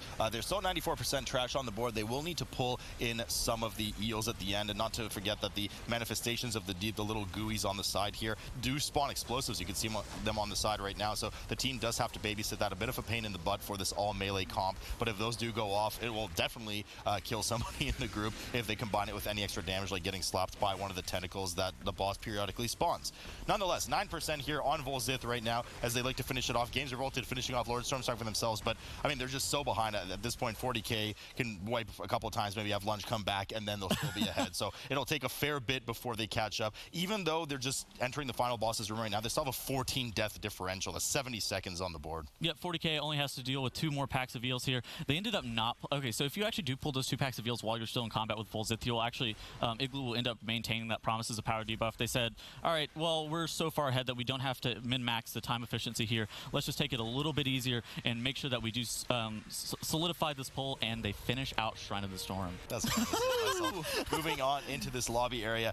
Both teams are actually, no, I was going to say they're going to skip this and return like we've seen some of the other teams do with a more of a new pathing, but it seems 40k is actually just going to grab everything, head right upstairs, spawn the Lieutenant, I don't know if it's a Soul Weaver or a Rune Weaver, but nonetheless, it will spawn up there along with the trash pack, and this is actually a very aggressive pull from 40k already. This is really dangerous with the Raging. Yeah, it's definitely difficult, but we've actually seen a lot of teams be looking to actually pull some of those guards and those captains into these Soul Essences as well, which is arguably a little bit more dangerous of a pull. As on the side of Games Revolted, we actually have seen them pull one of the Soul Charmers into the captain guard pull, which is actually very scary for your tank. The Soul Charmer actually doesn't do a lot aside from, like, it does these warding candles, which ends up putting a DR on the whole entire group if your tank doesn't end up pulling the mobs out. But with your Raging Affix here, you could actually see some of the tanks going down if they don't have defensive properly popped here. DR, of course, being that damage reduction of 50% worth from the warding candles, so making sure just to move out of that as quickly as possible. Now, Games Revolted, I believe, did the similar strategy yesterday where they pulled a bunch of trash and then finally went to the Heartsbane Triad. It looks like 40k is doing something similar. Now, some of the most dangerous trash in this dungeon really does lie in this wing of the manor for the tanks. Just Raging, again, just a reminder, Raging means 100% increased damage, sub 30% for the trash, so you can see why they would pop their Bloodlust here. We have just cooldowns popping left and right from 40k right now, looking to finish off this really dangerous pull. There's a Rune Weaver in there, there's guards in there, they have Shadow Cleaves, there's guard captains in there. They just do a ton of damage to the player. Everything needs to be killed quickly. You just can't survive it for very long as a tank. Perhaps even some kiting soon from 40k's Rentari, just to make sure he doesn't get clipped with that Raging. Yeah, that Raging, whenever the mobs do drop below the 30% health, they end up gaining a significant amount of damage and haste, putting your tank in a significant disadvantage. You have seen Games Revolted, though, engaging Heartsbane Triad as they got Selena down to 50%. They're on to Milady here, making sure that they keep moving in order to be able to keep those debuffs low. Malady low indeed right now, getting to 50%. Milady. Getting over to Sister Briar in just a moment to finish off the rest of Phase 1 as we see the explosion AoE go off for Sister Malady. Of course, that is her special ability along with her aura are. Ruck's getting quite low, though, and has already snowballed into that 4-stack of Grievous, sub 90%. We know that ramps up when you're below that 90% threshold. A lot of issue coming up for Asmon right now. You just can't seem to break Ruck's out of it, as hopefully there's not going to be one of those jagged nettles going off on the players as he's struggling to heal the tank. Finally manages to do so before they return to Selena, which actually would have been really bad, Tettles, because Selena has that 50% healing reduction aura. So if he wasn't able to get everybody healed up past that Grievous before her, it could have led to a wipe. Yeah, and 40K has ended up pulling Reaping into Heartsbane Triad. It looked like they ended up, I didn't actually see for sure, but it looked like they ended up phasing Selena before that soul manipulation mind control ended up coming out. And they are actually DPSing down all these bosses so quickly, as you do see Lofus here hitting 250k DPS here. Yeah, just huge amounts of damage coming in from them right now as they work on Briar, and are, you know, not really far behind in terms of boss health. I know it looks daunting for 40k right now, but these 3 witches really do not have that much raw HP. That's why it's so quick to get them down to that 50% mark, and skipping that soul manipulation phase on Selena actually is a huge DPS bump, because she pretty much freezes her health until you kill the MC'd member or get them down below 60% health before you can DPS her again. So a lot of time saved for them as Games Revolted quickly moves on and finishes off the boss. 17% on the board for them, looking for to proc their first Reaping soon as well. Yeah, it looked like one of the. It looks like their rogue ended up running ahead a little bit. I can't tell where he ended up running, but he's probably going to end up tricks of the trading some of the mobs back to Rux here. While you do see on the side of 40k, they're looking like they're DPSing down the Heartsbane Triad here, as you actually do see Games Revolted waiting for that patrol to end up moving out of the way as Rux does pop his Lightfoot Potion, and into the Courtyard they go. Yeah, big Courtyard pull coming up here will easily and quickly proc pretty much when these Thorn Hounds, these Jagged Hounds die, it'll proc their first Reaping, which will kind of cleave down with everything. Now, most teams that we saw yesterday, at least in their successful or semi-successful runs, did actually manage to proc the Reaping before this and either drag it with some combination of the Heartsbane Triad or in the main foyer there. But 40k is following suit with that as they down the Heartsbane Triad and start heading off to the Courtyard themselves. Here comes the first Reaping wave right now for Games Revolted. Yeah, I think Games Revolted has actually saved the Soul Essences, so I would assume they end up backtracking after Gorak Tul, the final boss of the instance, and maybe getting the Soul Essences for the last couple of percent, as opposed to what we've seen from a lot of teams getting them from those Gloom Horror dogs, as I refer to them as. And you do see 40k here making their way into the Courtyard to match Games Revolted. Very similar trash count, but it does look like Games Revolted is just slightly ahead here, with being a little bit ahead of trash. But 40k is doing a massive pull here in the Courtyard. Yeah, just huge pull here. All the Thorn Shapers are in there right now. Now, the effigy reconstruction or reconstruct effigy is really important to interrupt, otherwise the Thorn Guards will be healed to full, and they'll even get some of the Soul Fetishes buff if you let those cast. So a lot of dangerous casts that come in from the Thorn Guards. Here are the Soul Fetish casts. I believe one of them did end up going off, so if that mob dies, it will buff a nearby proximity enemy with 50% haste and damage done. So you want to make sure you get that away, and you can see the Thorn Guard right now. That's why he's glowing blue. He had the buff, but fortunately it was low enough already that they're able to finish it off without any detriment to the tank on 40k Rentari. Here they go with more Thorn Shapers, looking to proc that second Reaping as quickly as possible and likely pull it over to the Soulbound Goliath along with Matron Brindle that we saw from other teams yesterday. Games Revolted 31% on trash, probably looking to do the same thing as they typhoon the enraged trash away from Rux to keep him healthy. Yeah, so this is actually interesting from 40k. So they ended up proccing their first Reaping of the instance, and they're going to end up killing all of the Reaping mobs for their second Reaping inside this Courtyard area, as whenever mobs do go through the doorway, Reaping mobs will end up resetting Soulbound Goliath. So they're making sure that everything dies inside of this Courtyard area, so they're able to pull Matron Brindle plus Soulbound Goliath with the Reaping in order to not reset Soulbound Goliath when they do end up engaging it. Gamers Revolted here looking to proc their second Reaping of the instance here in just a couple more percent, as they're getting up to 38% here with this Thorn Shaper pulled. Yep, 39% right now, and they're getting ready to, both teams at 39% right now, but Games Revolted will indeed be proccing the rest of theirs. I don't know if the megas that spawn from the Peasant actually give percent. I don't think they do. I guess we'll see in just a second.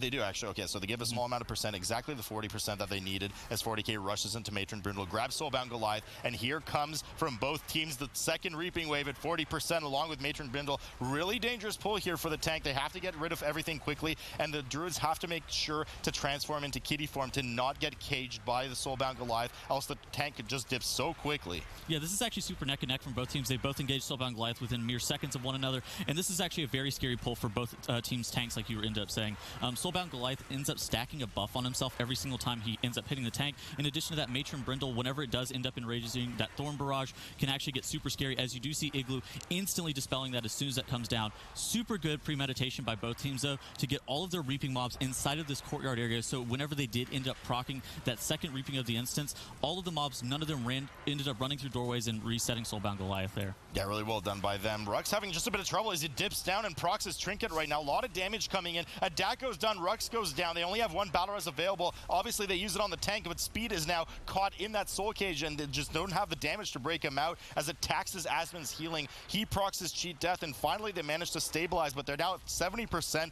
on this high HP boss, even in this fortified setting, and will have to 4-man the rest of this boss. At this point, if they were going to, they would have made the call to just reset it and start again, but it's not in their wheelhouse right now, so they have to do 2/3 of the boss health down a member of the team. It's going to be a huge time sink, while Forty starts to pull further and further ahead at 46%. Yeah, it looked like Soulbound Goliath just got too many stacks.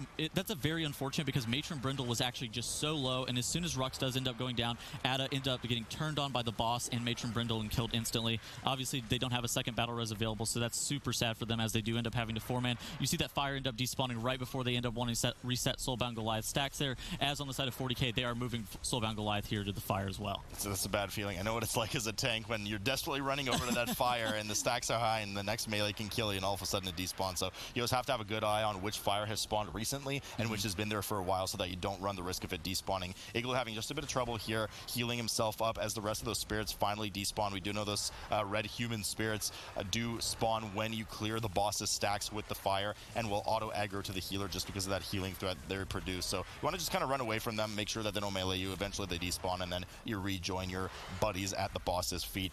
Soulbound Goliath, 25% on the board for Games Revolted as they're slowly, unfortunately, chiseling through the rest of his health as a 4-man group, and 40k has now killed it.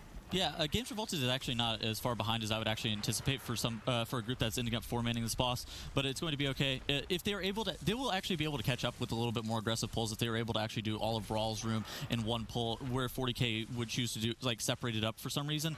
They could actually catch back up time-wise if they were looking to do a little bit more aggressive pulls. You do see 40k tagging and activating Raal, resetting him with a Vanish or a Shadow Meld in order to be able to get those doors open, as you do see Rentari here running through the hallways, pulling all of that trash back into this courtyard area in order to be able to have the group a little bit more space. Lizelle ends up dropping his Ring of Peace in order to have these mobs grouped up, just so Lofus can end up pumping an incredible amount of damage here in a second. So this is a really dangerous pull. It's almost the equivalent pull of the third reaping plus trash plus boss. Obviously not as dangerous. There is some extra trash that would be versus the other pull, but of course we don't have the reaping, so it's not as big of a pull. We do see, of course, the Unholy DK spike up a lot in damage, but not to the same caliber doing that massive room pull. A lot of enraging going on right now. Mobs are everywhere. It's going to be hard for Rentari to get away if he doesn't have some peel support from the group. Gorger's jumping all over the place. The group's getting low. Igloo barely healing himself as he starts to snowball to 4 stacks of Grievous. Lofus takes a huge chunk of damage as well. Rentari can do nothing but just sit in the back and wait for these mobs to be peeled off just because they're all enraged.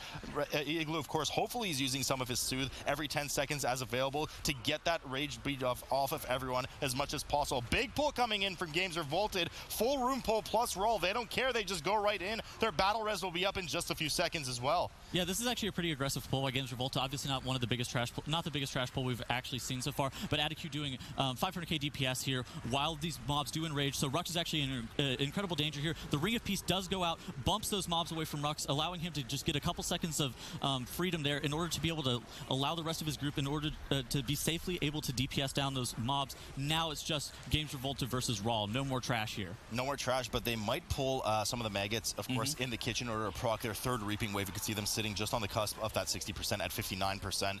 So it's something they might want to combine with Raal, something that 40k has actually already killed along with some of the trash in that kitchen. So they're moving well ahead on the trash, but only now starting Raal. Obviously not the most aggressive or efficient pull we've seen compared to some of the other options yesterday, just kind of pulling half of the manor together and cleaving it down on top of the boss, but nonetheless effective for them as they are now on Raal at 92%. A fair bit behind Games Revolted, who has procced their third reaping, but their saving grace for 40k right now, of course, is not only the 2 deaths on the board, which gives them an extra 10 seconds, but also they have just a bit more trash in that 7%. Yep, and Games Revolted getting that reaping proc. You actually do see the lost soul of Matron Brindle there.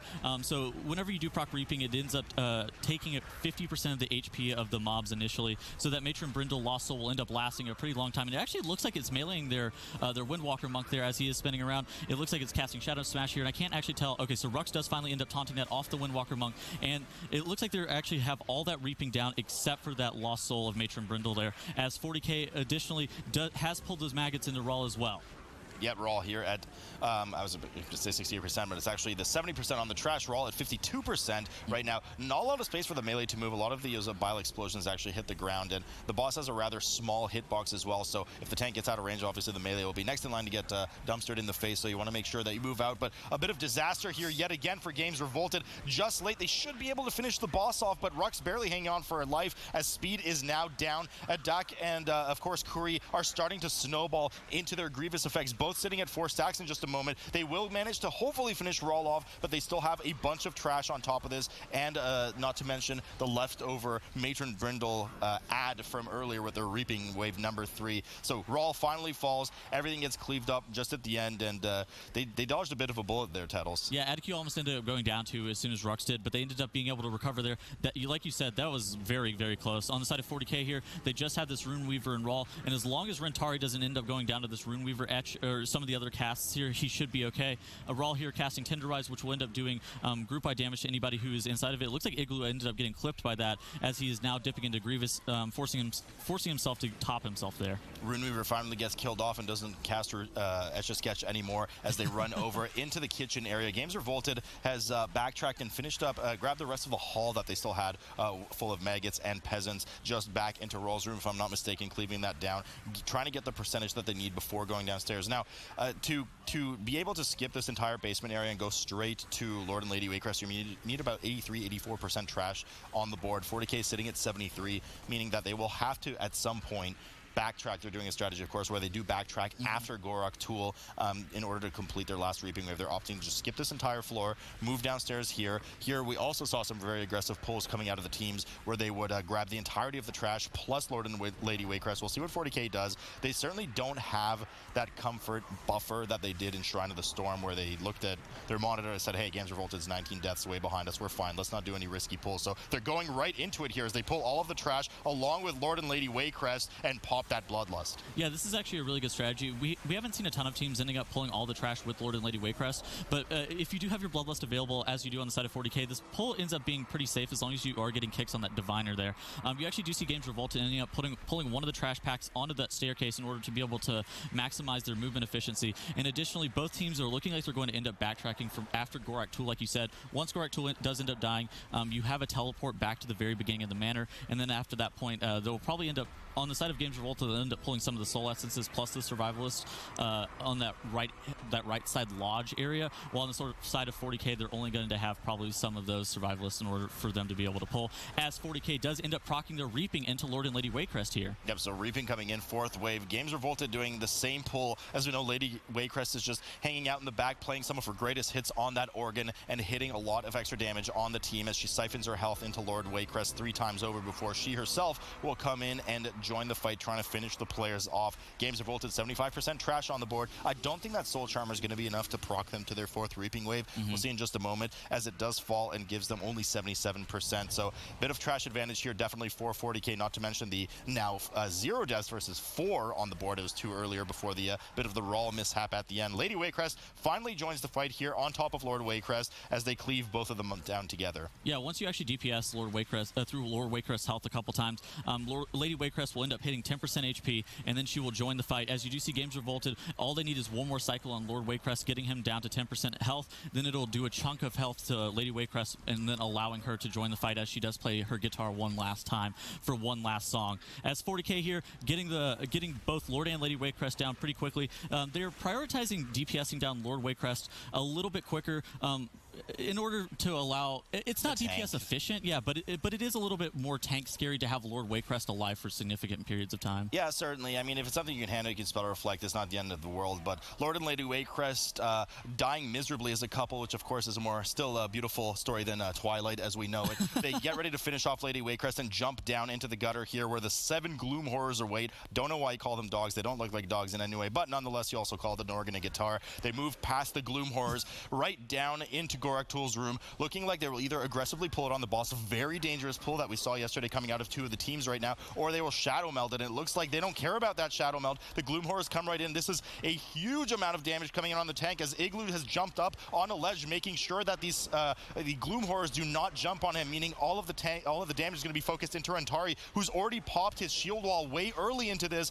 Not going to have it available for the Enrage effect on the Gloom Horrors, which they're about to hit 30% right now, so the tank is going to get absolutely trucked here. All attention needs to be on Rantari to make sure he doesn't fall at the end. They're rotating their CC as well as they can. You can see that immediately the leg sweep and the shockwave came in, and finally a defensive ring of peace well done by Lae'zel there to buy Rantari some time, but they're still not down, and Rantari's just getting chunked so hard and finally goes down right now. Battle Res is available, and fortunately the mobs fall just as he dies, so he's able to immediately taunt Gorak Tul and leap taunt on top of the Slaver too with his two taunts, and then just re-stabilize the fight. That was very close. Yeah, that's a super risky pull that we actually ended up seeing Method EU first use yesterday.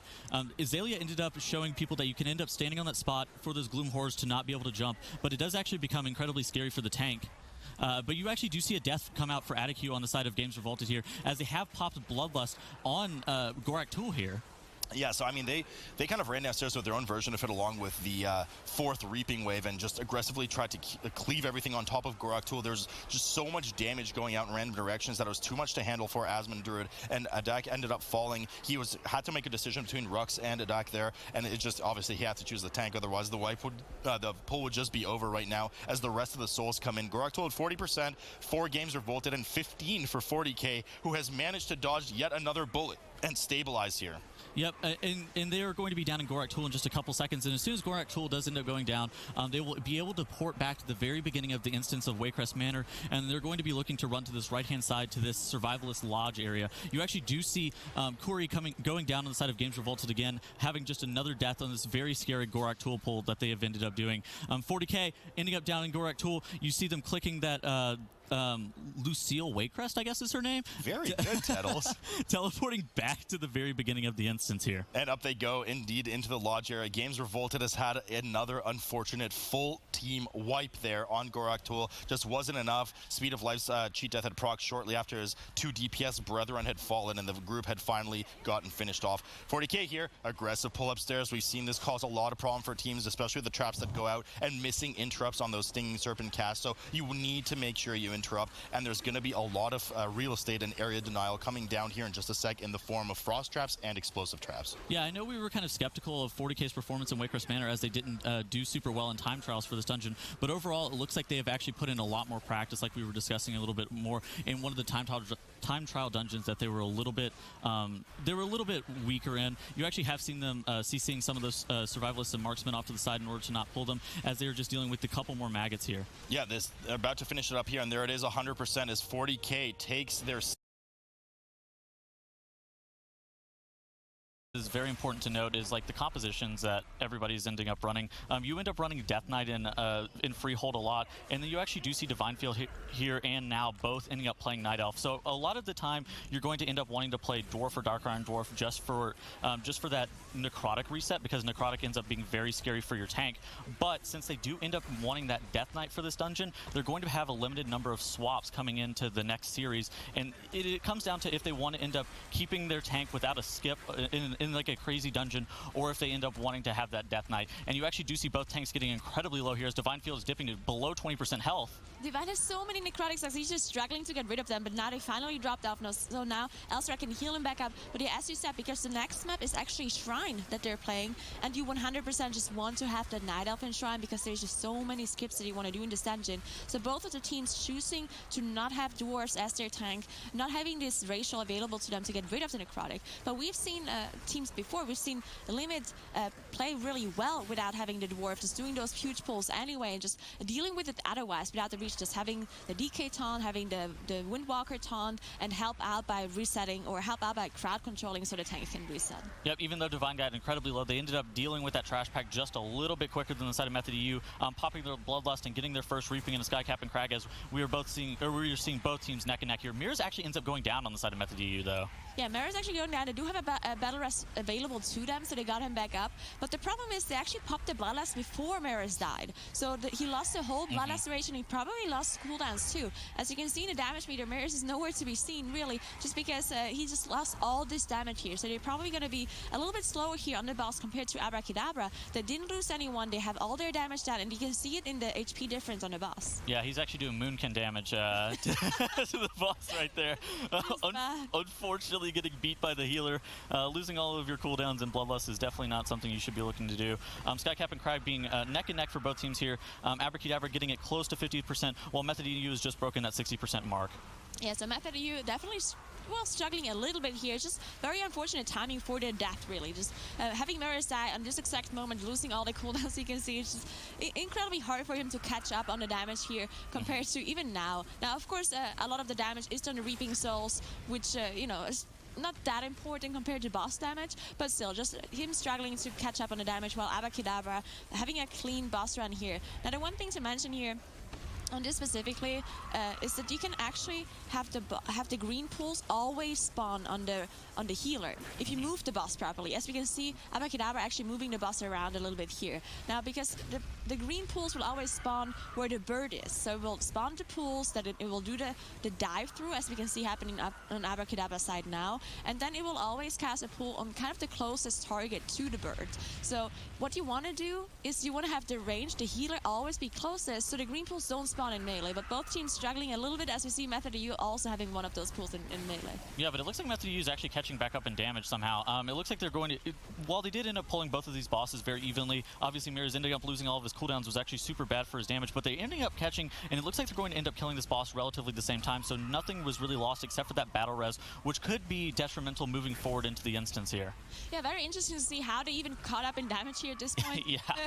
I'm not sure if the other two DPS just did much more damage, if they just kind of made up for the lost damage of Maris, or maybe Maris, you know, Maris Windwalkers usually don't have a long cooldown on their offensive, so maybe that's why he just got them back up and managed to do some more single target.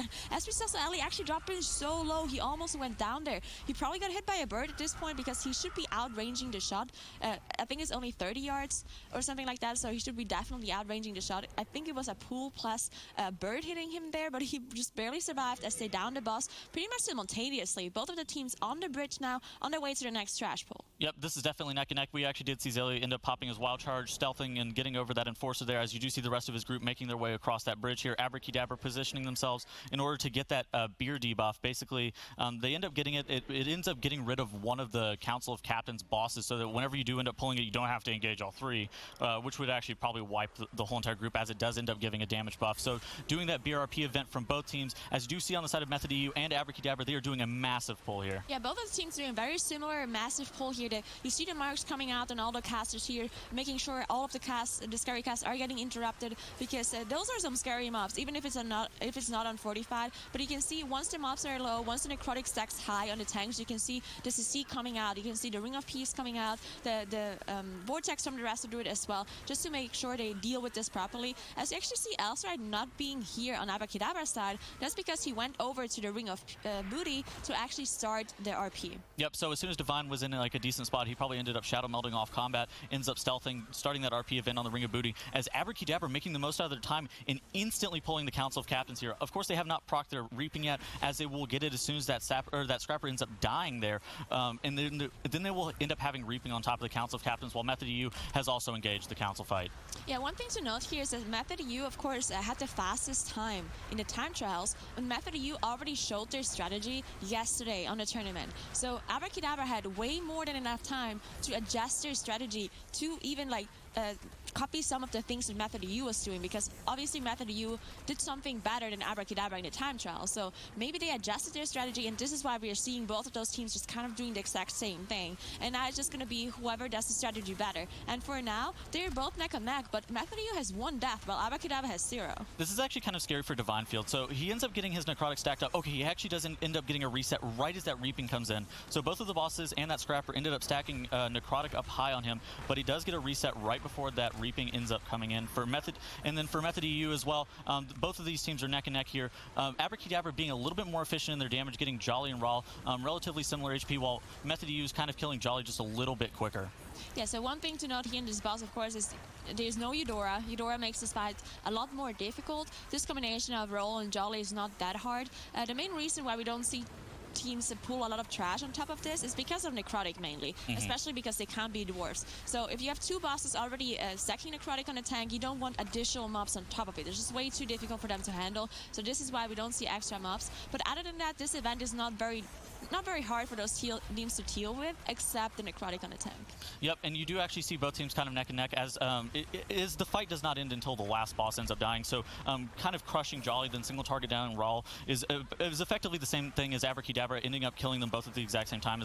And then we're going to see both teams here killing them within a couple seconds of one another as they make their way through the rest of the instance here. Yeah, they're really dying within a couple of seconds. They're so close, those two teams. I feel like they died at the very same time for both of the teams. Yeah. So close between those two, as we see the Shroud coming out from both of the teams to go into those Ring of Booty event. Now, they need to click on the pig here to be sure to spawn Ludvig, and while the RP is happening, while Ludvig is spawning, you're probably going to pull some trash on the right side. Now, this trash is pretty difficult, especially with Necrotic, because you have a bunch of mobs that need to be interrupted. You have harpooners that kind of hook you back in, so definitely got to watch out for this trash. Yeah, you actually do see Method EU and now ending up popping his Lightfoot Potion and doing a pretty big pull, while on the side of Abrakeydabra, they're kind of waiting around just for a couple seconds, and then they get their pull started. So just a little bit more time efficient on the side of Method EU. You actually do see that Ursul's Vortex come down as now starts to run out of melee range. He gets the Ring of Peace in order to be able to get that Necrotic reset.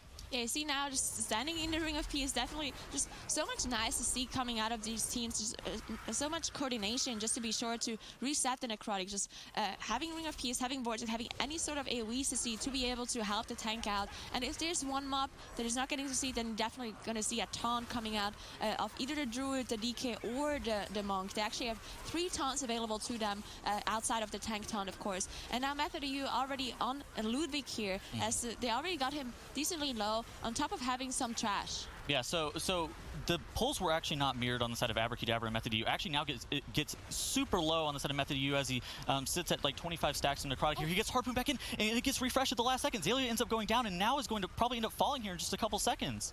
Yeah, so the problem was Zalia actually taunted Ludvig, I believe, because now didn't manage to reset his stacks. So now was leaping away. Zalia taunted, but Zalia was too close, and he died to aggro, I believe. And then now was the one who was furthest away, now got hooked in. And this might just be a full team wipe coming in here by Method EU, as they don't have any battle res available to them. Now they can't release because Ludvig puts you in boss combat, so meaning he can't release Spirit. Now it's only Maris and Gingy alive, and there's no way they can deal with Ludvig plus the Reaping Wave, so there's actually a full wipe coming in here. They have to reset, they have to deal with all those Reaping Souls again that respawn, and they have to do Ludvig again. This is a disaster for Method EU. Yeah, but Abrakeydabra wasn't having smooth sailing either. Swagfist ended up going down, but they did end up having a battle res available for him. Both of these teams ending up having a little bit different of a pull here. Method EU electing to pull trash on top of Ludvig, while Abrakeydabra just did a little bit bigger of a pull, only pulling that Reaping on top of Ludvig, and that's where now in Divine Field ended up being a little bit different in terms of how much Necrotic stacks and how much danger they were in. Divine Field was only in danger during the massive trash pull that we actually did see come out from the side of Abrakeydabra, while now was actually in such a big dangerous spot on Ludvig just because of how many Necrotic stacks he got from that trash. Yeah, they probably just underestimated the fact that they don't have the Dwarf available to them, right? So pulling trash on top of Ludvig, just having so many Necrotic stacks and not being able to release as you are in boss combat, and then just not having the Dwarf ratio to refresh, to reset your stacks, having Zalia taunt, not working out properly, and then everyone just everything just falling apart just because they don't have this Dwarf ratio. But Abrakeydabra, on the other hand, finishing off this pull here, as you can see, the fixate's coming out onto the people. Now, the fixate can actually be soothed by the Druid, or it can be stunned as well, so there's lots of things you can do, and that's what we see the teams do here.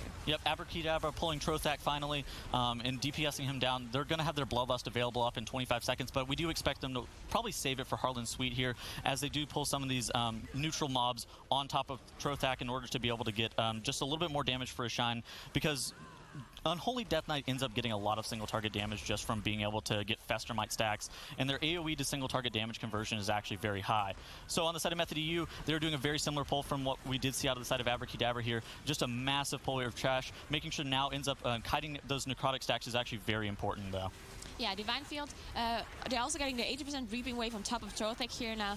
Divine Field making sure he gets the aggro from all the Reaping mobs as they pour in, because usually when a Reaping spawns, the healer will have aggro because of the healing aggro, of course. So Divine Field just jumping around, leaping around, making sure he gathers all those Reaping souls before they get to Atal'Dazar, as he's kiting the sharks on the side here. But they seem to be cleaning up most of the Reaping souls here. The only one that is left is Ludvig's soul, of course, as Ludvig's soul has so much more HP than all the other ones just because of the initial HP of Ludvig. So I think maybe it was either a Ring of Peace or just something ended up happening, maybe now ended up going down, but on the side of Method U, their pull ended up being super messy, and you actually did see some people getting harpooned down to this lower area. I didn't actually see what ended up happening, but now they're trying to just recover from that pull. They do proc their 4th Reaping of the instance, and they have 9 deaths here currently. Yeah, so Abrakeydabra definitely in the driver's seat here, as they're the ones who are in Trothak. Method U didn't even pull the boss yet. They did proc the Reaping Wave, but they're just now about to pull the boss. And not only that, but they also have 8 more deaths. So, of course, a 40-second difference between those two teams. It's definitely Abrakedabra's game here. And the interesting thing is, after this dungeon, if Abrakeydabra actually wins here, then we're gonna see Shrine. And Shrine is the one dungeon where Abra won the time trials against Method EU. So Abra actually having a very good chance of being the first team to beat Method EU here. I mean, I don't want to get ahead of myself here, but Abrakeydabra definitely ahead here. So let's see if they can finish off this dungeon, because all they have to do is finish. Because if they don't have any wives, they're definitely ahead. Yeah, the end of this instance, though, is actually kind of scary with how you end up dealing with Harlan Sweete and those cannonball barrages. So it can actually get kind of scary, especially since Divine and now both are not Dwarf or Dark Hardened Dwarf, so they are not able to actually get resets on their necrotic stacks, as we've talked about a lot. So maybe making sure that your healer ends up taunting off Harlan Sweete, or just allowing your tank just to get a reset on the necrotic is very important, because you're going to be looking to pull a decent amount of trash into Harlan Sweete just by virtue of how those cannonball barrage casts end up DPSing down the trash next to the Harlan Sweete.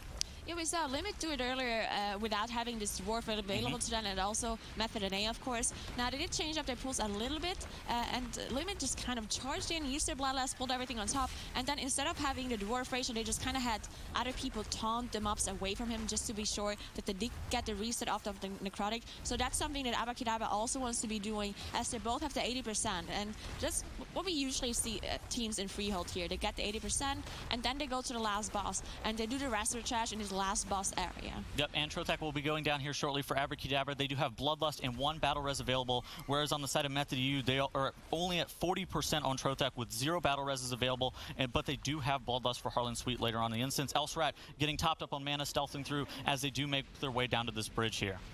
Yeah, so on this bridge, you're most likely going to skip the trash here at the start, just go straight to the boss, and then pull a bunch of trash on top of the boss.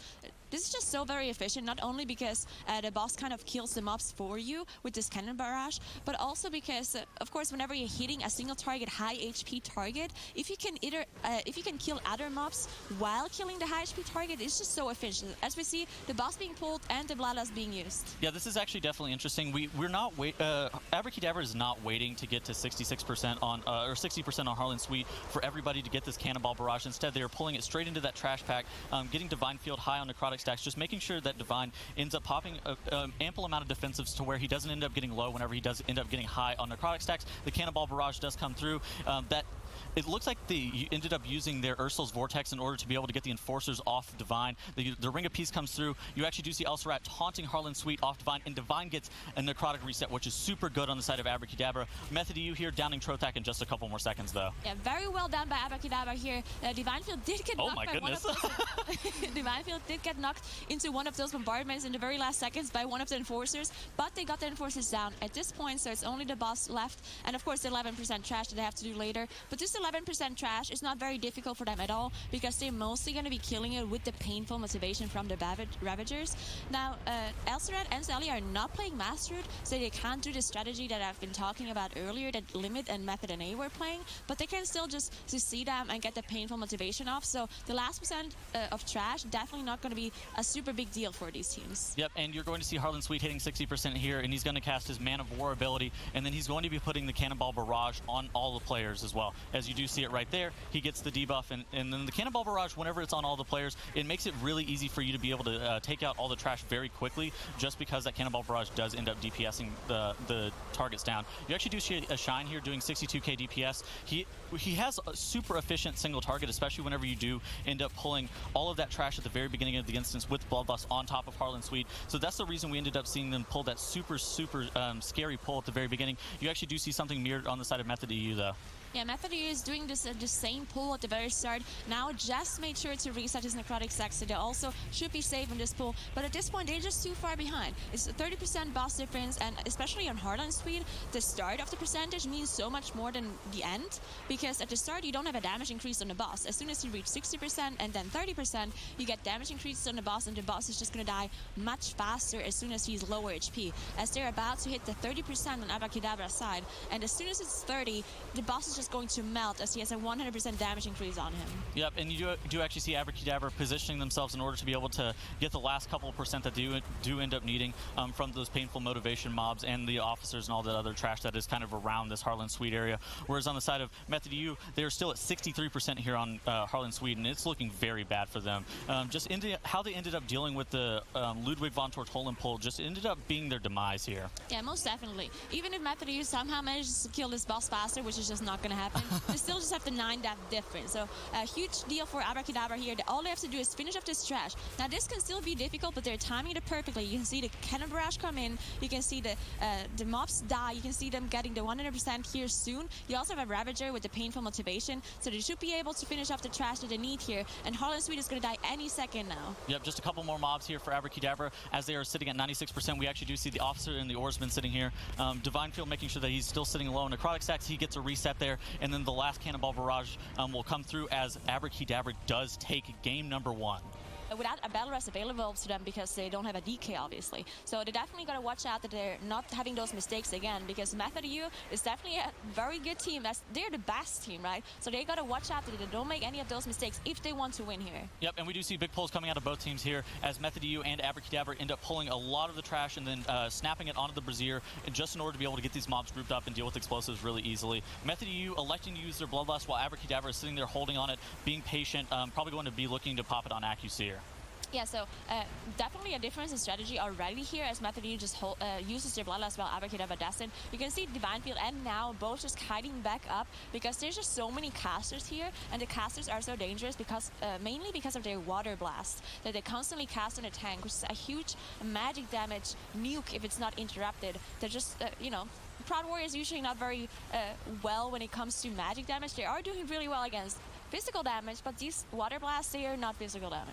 Yep, and we do actually see the pulls go down within a couple seconds between the two teams. Even though Method EU did elect to use their Bloodlust there, maybe they just decided that it was a little bit safer in order for them to pop that Bloodlust just a little bit earlier there and have a little bit higher consistency with the pull, where Abrakeydabra said that we really don't need it. We can end up doing this. And then Divine Field's kiting and just like them allowing the mobs to be grouped up for prolonged periods of time really allows for more efficient cleave on the side of Abrakeydabra. You actually do see now jumping out of the pack, running away from all those casts, trying to not get hit by those Water Blasts like you were saying. They're very dangerous for the tank.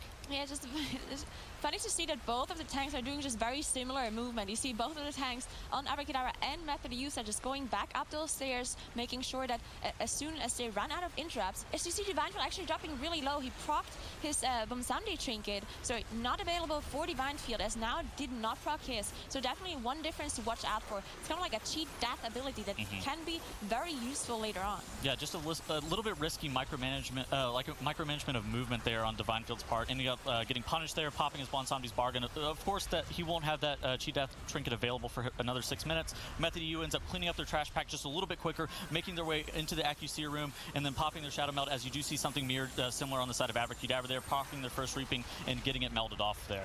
Yeah, both teams doing the same thing here, but Method EU just doing everything a little bit faster at this point. They already engaged the boss as they started their RP earlier, so the boss spawn now. They did pull the trash on top of this, so this is pretty dangerous, because not only do you need to interrupt all the casters, but you also got the some of the Reaping Souls that they didn't manage to Shadow Melt off. So you can see some of those Tormented Souls is casting the Grave Bolts on everybody while the boss is charging around. You have all those other boss abilities going in. The one thing that makes the difference between those two is, of course, Abrakeydabra using that Bloodlust now, as they still have it available to them. Yeah, I don't know if the Bloodlust is going to be like a difference in like 10% of the boss's health, but it's definitely going to put Abrakeydabra and Method EU neck and neck here. Abrakeydabra and Method EU making sure that they do keep trash right on top of Aqueeseer for more efficient cleave, making sure that you do interrupt that Templar of the spiritual in both the spiritualists. The spiritualists will end up casting a Mending Rapids cast, and whenever that does go off, it will end up healing all the mobs around it. So that's actually very important to be kicking. We also do have the explosive affix, which we have not talked about.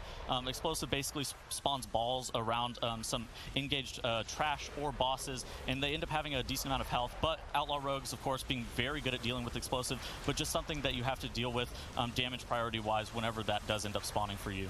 Yeah, you see Abrakeydabra, of course, catching up a little bit on boss percentage, but they're still slightly behind compared to Method EU, who are on their way to practice intermission phase on 50%. So as soon as the boss hits 50%, he will split up into 3, and now those 3 Aqualings will actually just mirror all the abilities of the boss. So this is a very dangerous intermission phase here. Not only do you need each one of them to be tanked, because if they're not, they will cast Soul Blast, which does so much damage. And then on top of that, you also have those Surging Rushes going through that we don't want to see anyone get hit by those and fall off. And then you just have a lot of other difficult mechanics here going on. Yep, the Surging Rush is coming through on the side of Method EU. You do see now end up charging one of those Aqualings. It looks like Gingy ended up maybe getting nicked by one of the Surging Rushes. As long as he doesn't end up falling off the side, that's going to be good for them. You have actually seen both groups elected to pull the Apprentices off to the side. Those end up casting a Tempest cast, and what that ends up doing is spawns like a tornado that ends up just denying a little bit more area in a fight that you already have to be kind of aware of where all the Aqualings end up casting their Surging Rush, or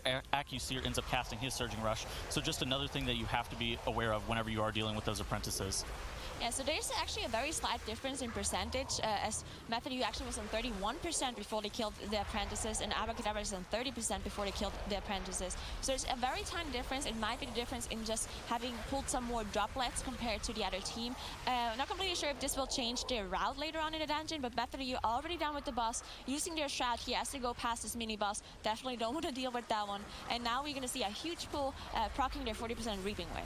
So the difference in this trash is going to be probably in how you end up dealing with those like Enforcers and Initiates after Galecaller Fae and Brother Ironhull, as of course you do need 60% count whenever you do make it to that bridge past Galecaller Fae and Brother Ironhull after they do end up dying. You do see Divine Field here jumping in, pulling all these mobs, while Method EU is doing a very similar pull with all these Ironhull Apprentices here and Temple Attendants. Yeah, Method EU just a little bit faster here, as they killed the boss faster, of course, and they killed some of the mobs already. They're in 37%. All they have to do is finish up those last high HP mobs to proc their Reaping, and once they do proc their Reaping, they will just jump over the bridge, skip the Elemental, and then you see the Shadow Melt go through.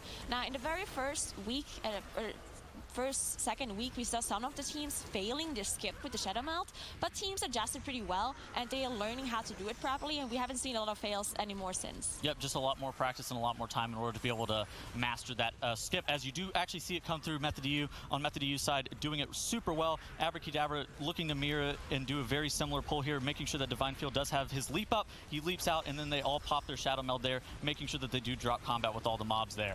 Yeah, Method EU doing a pretty substantial pull, as they're on at the other side of the bridge and pulling the whole area here, except, I believe, the patrol at the bridge.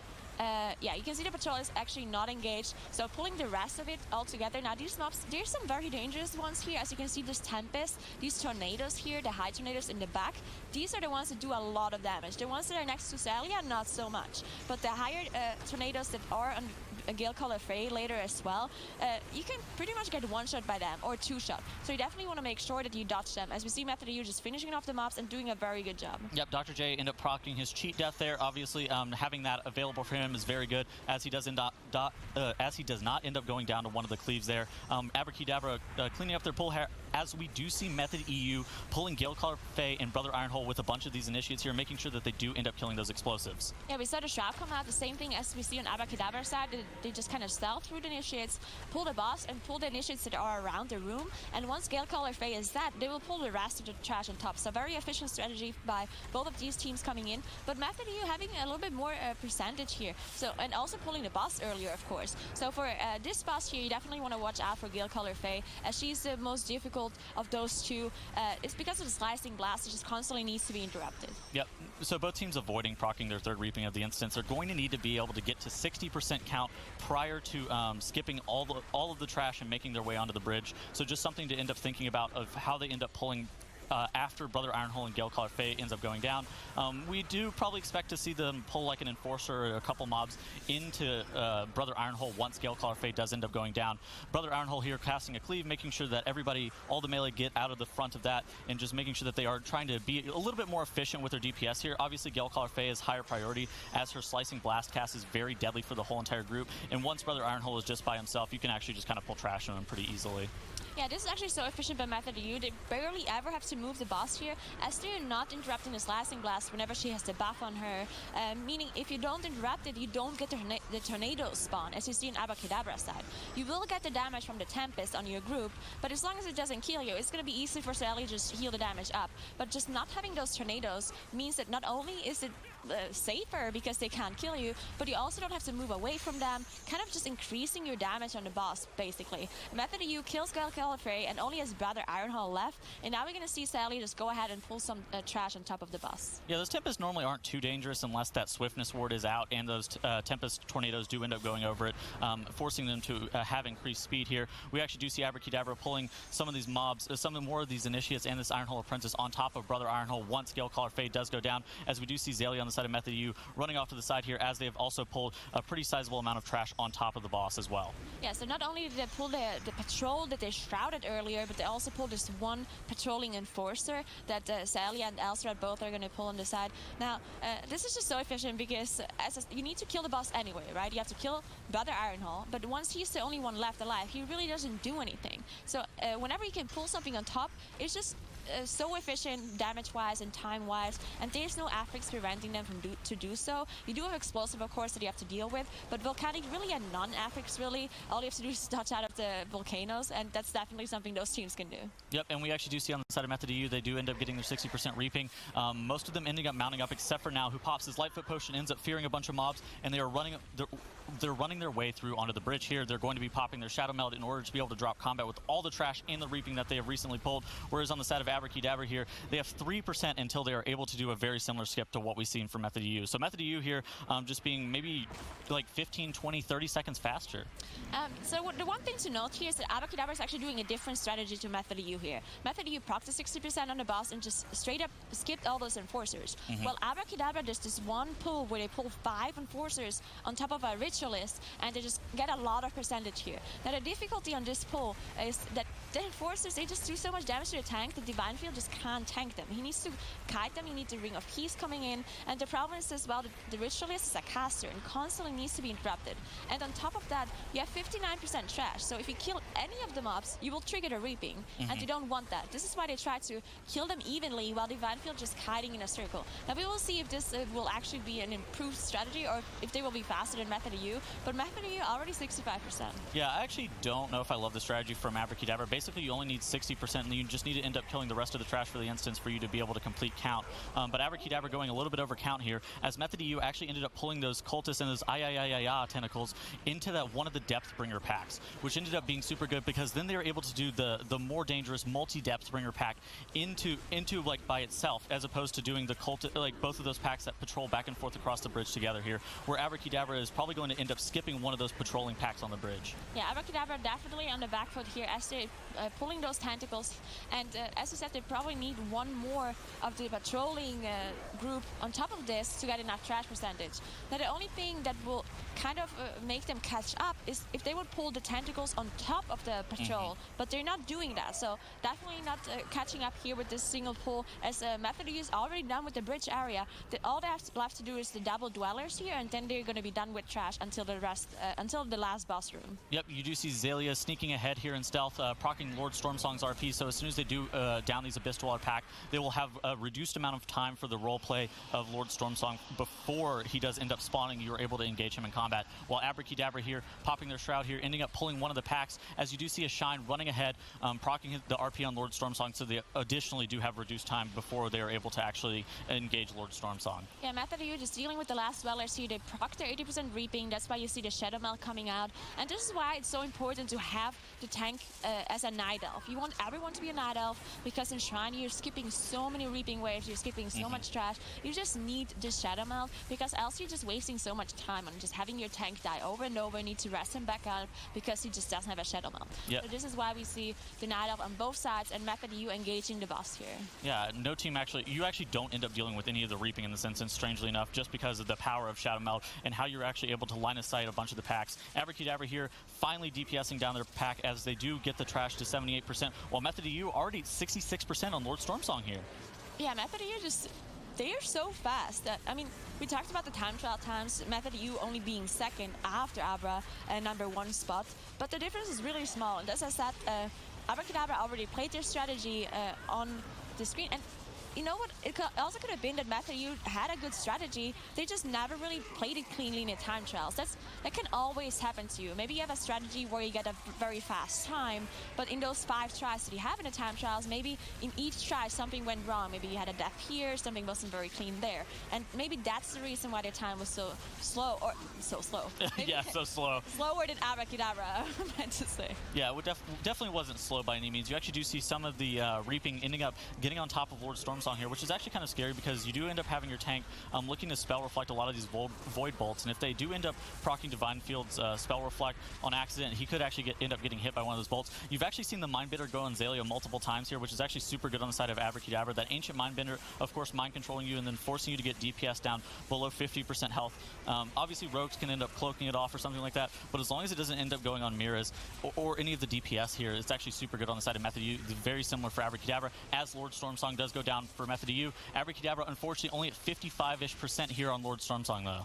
Yeah, so Abrakeydabra, the last time around when they had those reaping souls on top of the boss, they actually had Elsra dying. But this time around, they did manage to have everyone survive. They did kill the reaping souls, so at this point, it shouldn't be a big deal. But just getting the mind control constantly on Swagfist, constantly getting it on this Windwalker, which is, of course, so much worse compared to getting it a healer, as you mentioned, Method U getting it on Zalia. Now, Method U already on this gauntlet here, where they just have to swim through this area to get to the last boss. Now, we've seen a couple of different strategies in this last boss area, but most of their teams just kind of engage the boss first, making sure they get the damage buff on the healer, and then do some trash. Yeah, we've actually seen a lot of teams recently have a little bit of a different adaptation of pulling 2 of these eel packs prior to getting the promises of power debuff. Just a little bit safer, as you do not end up having to have a little bit more of a risk from your healer ending up going down from the eels if your tank did end up needing to kite. So you do see on the side of Method U, they do end up grabbing those 2 eel packs prior to pulling Vol'zith here, and you actually do see Bloodlust available for both teams, which is something very important to highlight. Both teams are going to be able to 2-phase Vol'zith, getting him down to approximately 70-ish% HP in the first round, and then once he does end up casting his intermission phase, they're going to be able to use their Bloodlust and burn him down all the way down to 0. Yeah, it's so important to just not get a second intermission phase, because the intermission phase just takes so long, and it's also scary, really. There's definitely things that can happen in intermission phase, especially with explosives, stuff like that, spawning on other denizens, maybe if all your melee are on the other one. And on top of that, you also need to let one of the casts go through for maximum efficiency. So things can happen, and you definitely don't want the second intermission phase, as we see the first one happening for Method U here. Yep, so Abrakeedabra's strategy and how they ended up pulling the trash was actually what kind of set them behind. We actually did see a shine whenever they were on that bridge pull, kind of stealthing ahead, not being super damage efficient on that pack on the bridge, and then they ended up not killing one of the Abyss Dweller packs as well in order to be able to kill the Enforcer pull, which actually took them a decent amount of time, where Method U's strategy just seems like it's a little bit better. Both of the teams here, though, or not both of the teams, Method U here in on the intermission here for Vol'zith, where Abrakeydabra is pulling that 2-pack of eels like I highlighted prior to this. Yeah, we saw Frag actually proccing his cheat death here, so fortunately both of the rogues, of course, if something goes wrong, they do have the cheat death available to them, so no need to battle rest. But even if someone would go down, they do have still 2 battle rests available to them. The only one who can't die, of course, is Zalia. And Zalia, of course, having the debuff on him as well, which not only does it increase his damage by 90%, but it also reduces his max HP by 90%. So any sort of damage that hits him will basically one-shot him, unless it's an explosive go-through, because the explosive is percentage health damage, meaning that his max HP is lower and it will do less damage to him. Yep, and you do actually see Method EU pulling these two Forgotten Denizens and the Sunken Denizen, making sure that they do get casts on the Consume Essence in order to be able to not allow them to heal to full and allowing Zelia to die. They do kick Vol'zith here, and they pop their Bloodlust, trying to DPS down Vol'zith as quickly as possible in order for them to not get another intermission, which would actually be costly time-wise. Abrakeydabra has also engaged Vol'zith, pushing him into that intermission, but it looks like Method EU is just, I would say, like 45 seconds ahead at this point. Yeah, Method EU is just so incredible fast. They're probably going to improve their time again compared to time trials, and they're going to beat Abrakeedabra's best time as well, most likely. But the best time in time trials was 19:27, and they're not even 18 minutes into the dungeon, and Method EU is about to finish off this boss, and they only have to kill a couple of eels, and then they're going to be done.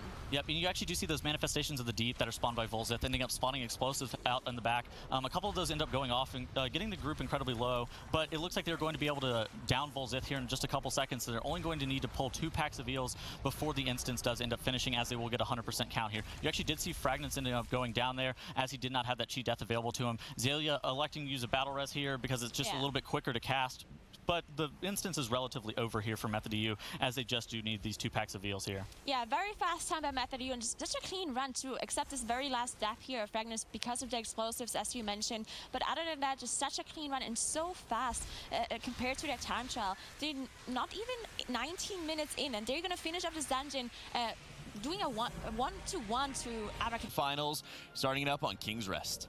Yeah, so we don't expect to see huge strategy differences here, as this dungeon doesn't really allow to have those kind of strategy changes if it's so straightforward and not just, there's just not that much trash available to you. So we see the strat coming out from both of those teams just going into the first boss room, and now of course we want both of those teams to pull the whole room, as you mentioned. Yeah, and in addition to that, we actually want to see them pull it and make sure that the mobs are grouped up for prolonged periods of time. And the reason for that being is if you have more efficient cleave on the side of Abrakeydabra or Method EU, you could end up doing that first pull maybe 20 or even 30 seconds faster, which is actually not only more dangerous, but it ends up also being, but it also ends up just costing you a lot of time over the course of the instance, which is what we ended up seeing Method in A, how they ended up kind of edging out Abrakeydabra there yesterday. Yeah, so this huge pull coming in by both teams here, so pull the whole room. 4 packs on top of each other now. They're both popping their Bloodlust here just because there's so many things going on at the very same time. You have 3 Witch Doctors that you have to deal with. They constantly cast those deathly chills and do so much damage if they're not interrupted. You have 3 Witch Doctors who cause a Shadow Bolt volley too that needs to be interrupted. So this is why you see a lot of interrupts going out. You see the tank just kind of kiting back because at some point you just run out of interrupts and you run out of Sucia. Yeah, you actually do see Divine Field actually standing in melee for a little bit longer, actually doing a significant amount more damage than we actually did see coming out of now. I think Divine Field was the top of his group for a little while before he ended up leaping out after that Avatar did end up falling. Now there are only 2 Enraged Champions left available for Abrakeydabra to kill, whereas on the side of Method EU, they're doing the pull and at a very similar time, as the Champions fall at a very similar time for both teams, spawning the Golden Serpent here. Yeah, Abrakeydabra being slightly faster, most likely because of the reason that you said, the Divine Field just managed to stay in longer. They had a longer CC rotation, longer interrupts, making Divine Field just staying there longer. And we all know just how much damage a Proud Warrior does if he's able to DPS. So the longer they can stay in, the faster the trash is going to die. And we see both of the bosses being engaged on top of the Reaping, and now we want to watch out for the Spit Gold debuff and the RNG of this boss. As Dr. J actually got hit by one of those swirlies on the ground, and he does have reduced damage done and reduced HP. Yeah, I think it was just the Shadow Smash, so I think that might just be reduced health to him, but that's still not very good whenever you are dealing with the Golden Serpent dot on you. Basically, it's so RNG whenever you say that, just because of how this Grievous Affix ends up working with this very dangerous dot on the side of the Golden Serpent. Whenever that Spit Gold does go on you on this Tyrannical 19 setting, it's going to be very challenging in order to be able to top yourself up, especially if you don't have any Swift Mins or otherwise other utility available for you. We actually do see on the side, okay, so we see on the side of Abrakeydabra, Elsarat not electing to run Mass Entangle. I actually have not seen on the side of Method EU, because we did actually see from JB, he actually did elect to run Mass Entangle in this dungeon.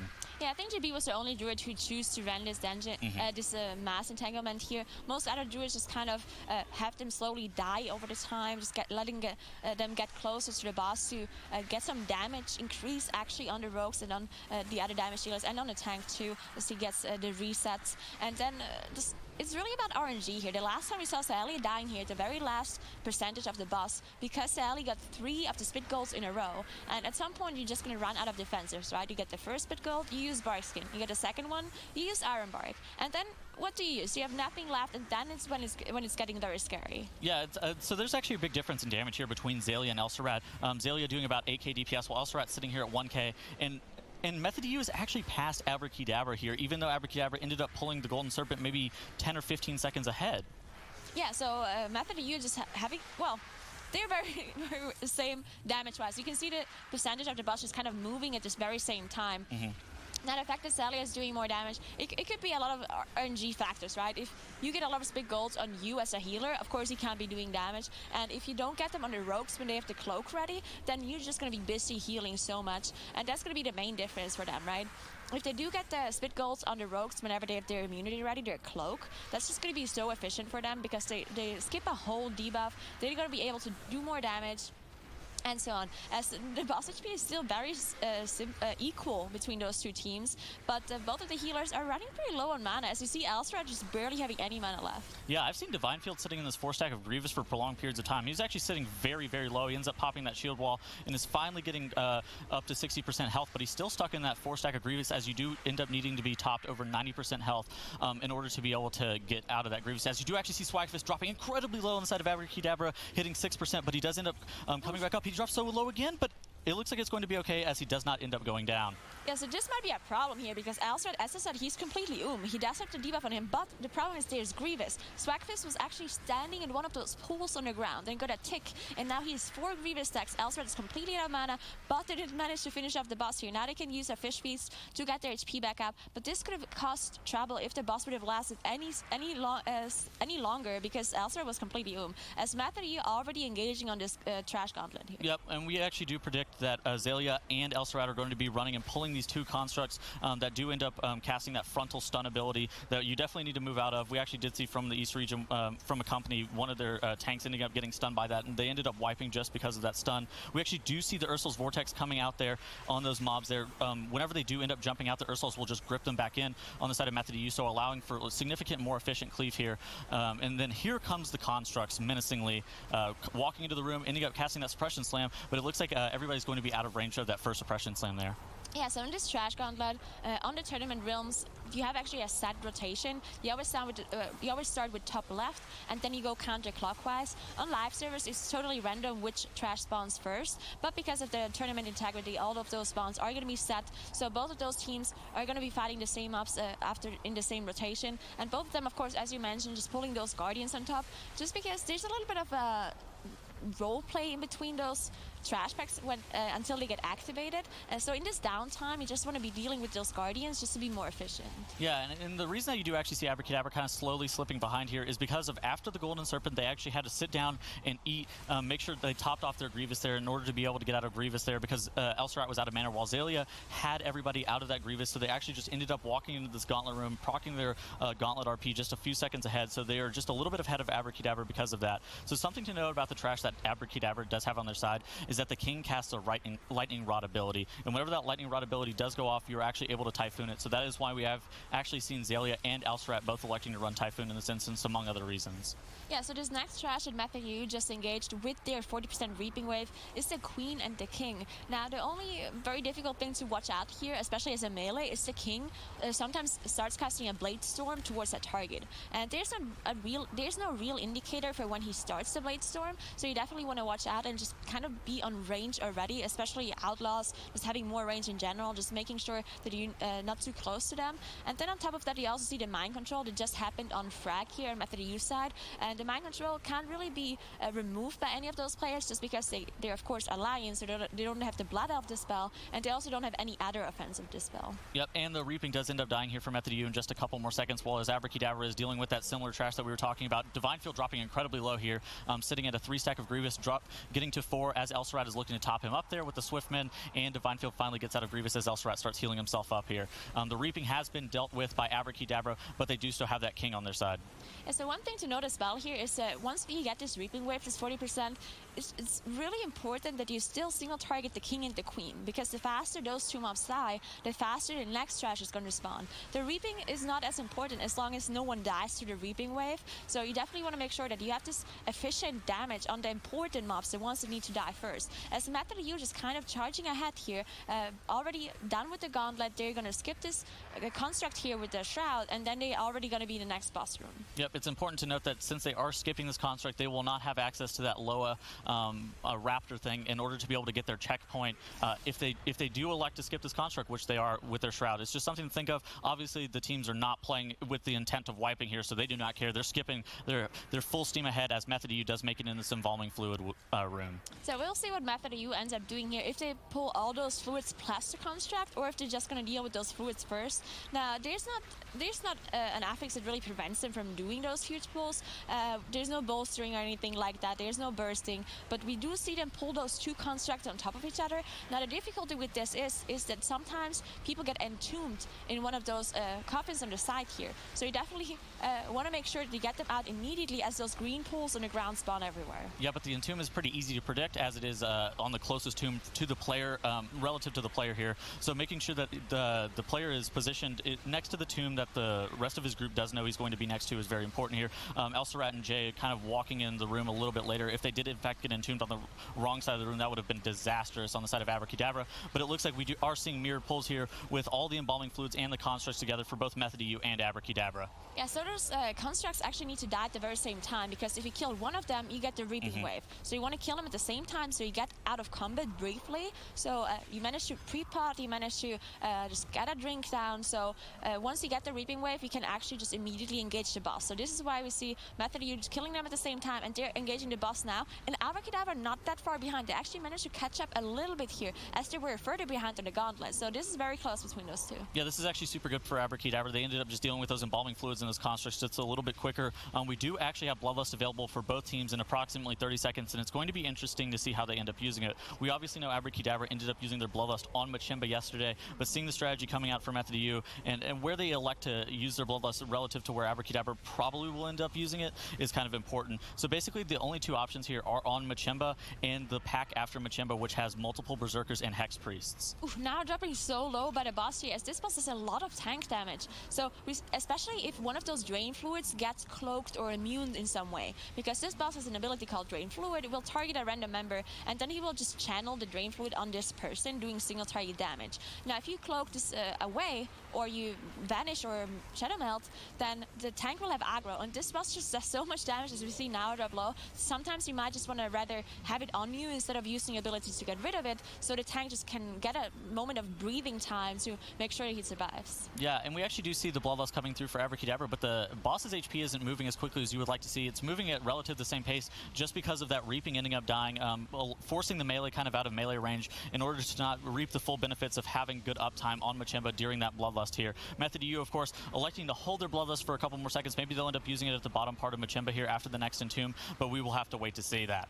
Yeah, Method U, the last time they played this dungeon, actually saved their Bloodlust and used it in the trash afterwards. Now, the one thing that Method U changed this time around was that the next pull that they did, not only did they pull the double Berserkers plus the double Casters, but they also pulled the Raptors on top.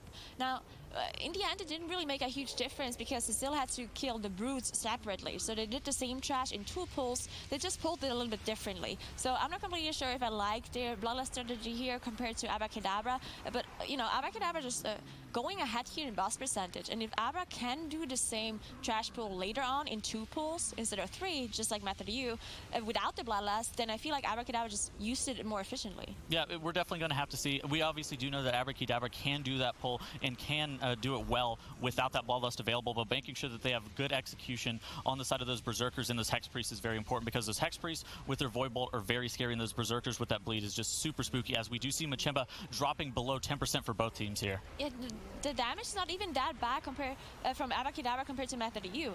Abrakeydabra did use their Bloodlust, but Method U is not that far behind at all. It's only a couple of seconds that they're killing the boss later here. So the time that they can make up from the Bloodlust on the trash pull might just put them ahead here, as Abrakeydabra is on their way to do this very dangerous double Berserker, double Caster pull. You see the Spectral Bolts being spell reflected by Divine Field, and you see the Berserker just coming in. Now the difficulty is the Casters plus Berserkers at the same time, as Divine Field actually has 3 bleeds on him. He might go down here. Yeah, so popping a bunch of defensive Divine Field needs to, in order to be able to deal with all these bleeds from these Berserkers, this is actually very scary for him. Whereas on the side of Method EU, they did it, the same pull that you actually said, they actually did all of it, except for that Beastmaster, but they did actually pull that Raptor in. That Raptor actually can be kind of scary because if it does end up facing your melee and ends up doing that claw, it can actually be kind of scary in order to be able to how much area it ends up denying the whole entire group. Whereas on the side of Abrakeydabra, somebody does end up falling, they end up using their battle res there. So Swagfist is actually going down because he got 2 bleeds from the Berserker. He already had one, and then he was too close to one of the Berserkers, got a second one,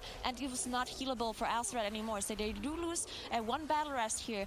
And the 5 seconds, the 5 seconds are going to matter so much because those teams are so close to one another. So definitely a huge mistake coming in by Abrakeydabra here, especially because the rogues are all playing dwarf basically, and they can get rid of the bleed with their racial. So why have it on Swagfist? I mean, of course, you do have the karma, the damage increase. So 1 on Swagfist is fine, but 2 was definitely a mistake. Yeah, I would definitely agree that was a mistake. Making sure that a Shiner Dr. J ended up getting a melee range of those Berserkers very quickly in order to be able to get that bleed on them and able to Stormform is actually very important. Method EU does end up dealing with that Brute relatively quickly compared to on the side of Abrakeydabra, making sure that they did, in fact, get good use of Bloodlust, which was what we were highlighting a little bit earlier, and they have procced their 4th Reaping of the Instance as they have pulled it into this trash pack here. Yeah, Method EU definitely just dealing with this a little bit faster. Now this is a pull we have seen some teams fail to as well and get full team wipes because they're pulling a bunch of mobs on top of the Reaping Wave.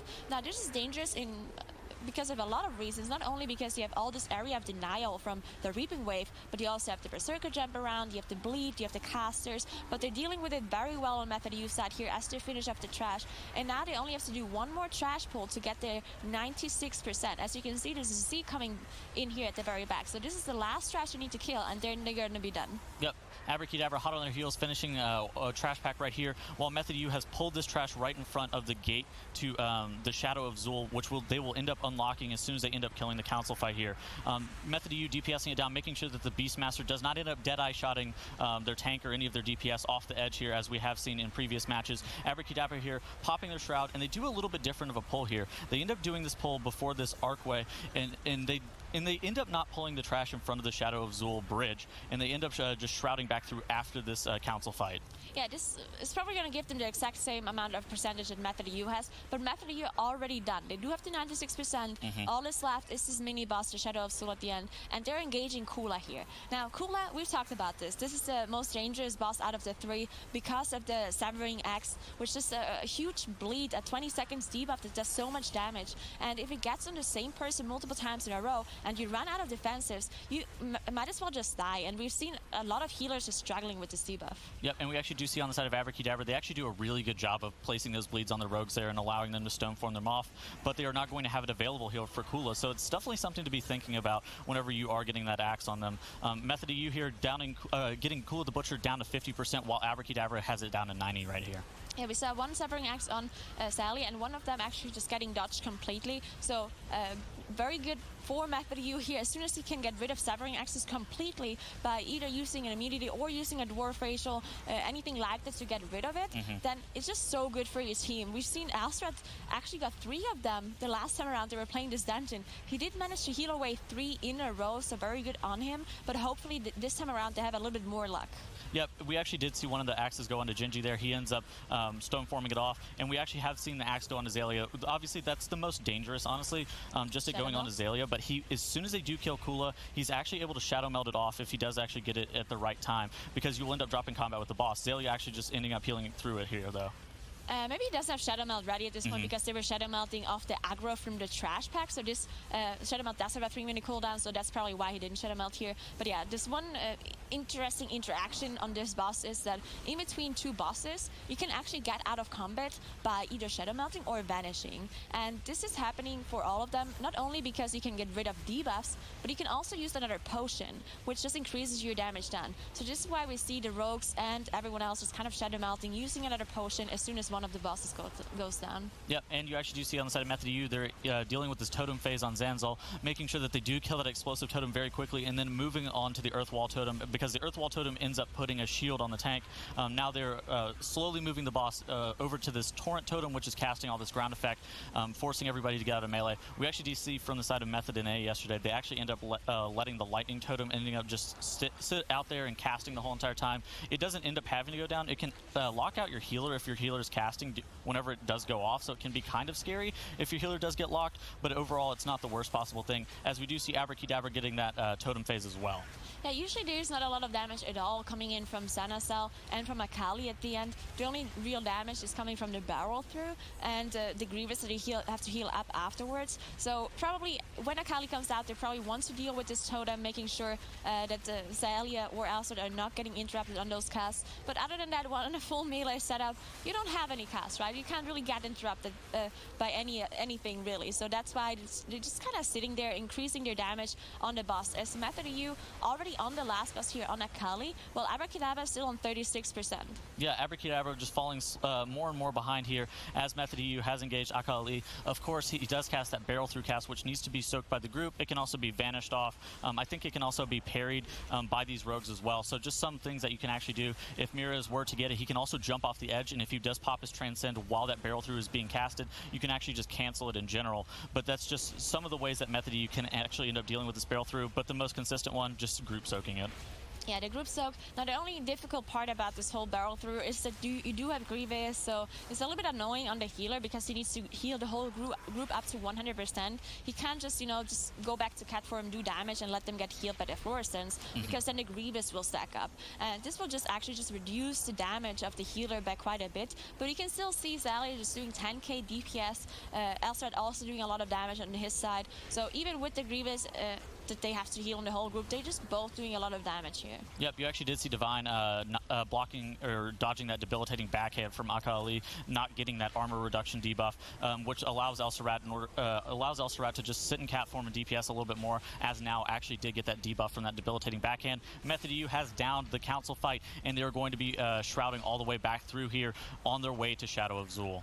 Yeah, so Shadow of Zul on a tyrannical setting, not the most dangerous mob, but we do have Grievous, and Grievous actually makes the boss a little bit more difficult, because Grievous actually gets applied to the rest of the members with those AoE zones that are happening. Now, usually it's not doing enough damage to the group for the healer to put attention to them. Usually they can just passively get healed up, but because of Grievous, the healer actually just kind of needs to heal them up before the Grievous stacks up, on top of having to spam the tank, because the tank is getting so much damage from this magic damage from the boss. As you can see him dropping low, and you can see the HPS of Sally just going up and up and up as he just stands there, casting constantly regrowths on top of the tank here. Yeah, you actually do see now his HPS being pretty high as well. Something to also notice how much mana you end up spending on Shadow of Zul, as of course Dazar ends up putting Grievous on all of your party members whenever he does end up doing that leap. So that's something that you'll end up spending a lot of mana on Dazar, and we of course know that most teams end up wanting to pull their 100% reaping into Dazar, so it doesn't really allow for your teammate to,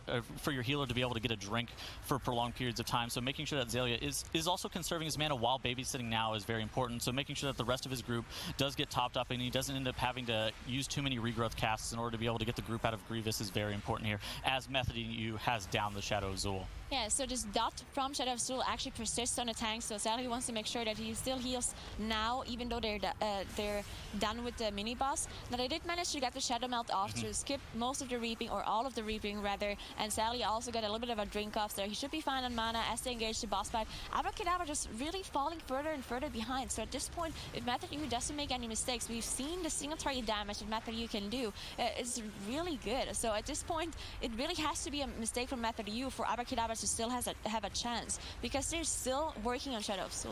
Yeah, you just need to be making sure that Xayah does end up having mana towards the very end of the fight. Now is actually going to be taking a pretty significant amount of damage from these blade combos, and making sure that nobody ends up taking unnecessary damage from the tornadoes, or ends up getting feared into one of the tornadoes, or gets feared into the hunting leap from Mabon is actually very important. Abrakeydabra here downing the Shadow of Zul, as the whole entire group is incredibly low there.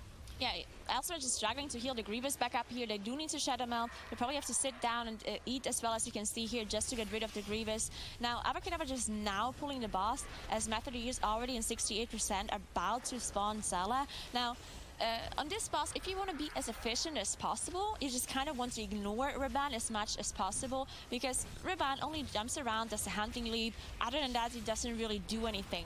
So if you want to be risky, if you want to be playing risky and efficient, you just kind of ignore it. You wait until Zella spawns, you use your Bloodlust, and you just kind of AoE creep everything down while still trying to focus the boss as much as possible just to down him faster. Yeah, you actually do see the Bloodlust coming in a little bit late for Method U, as they did not have it up from using it on that trash, and you do see the Deathly Roar coming in. Of course, now can end up Berserker Raging, and you can end up mitigating that fear with just one of the Berserker Rages, but that's only one fear.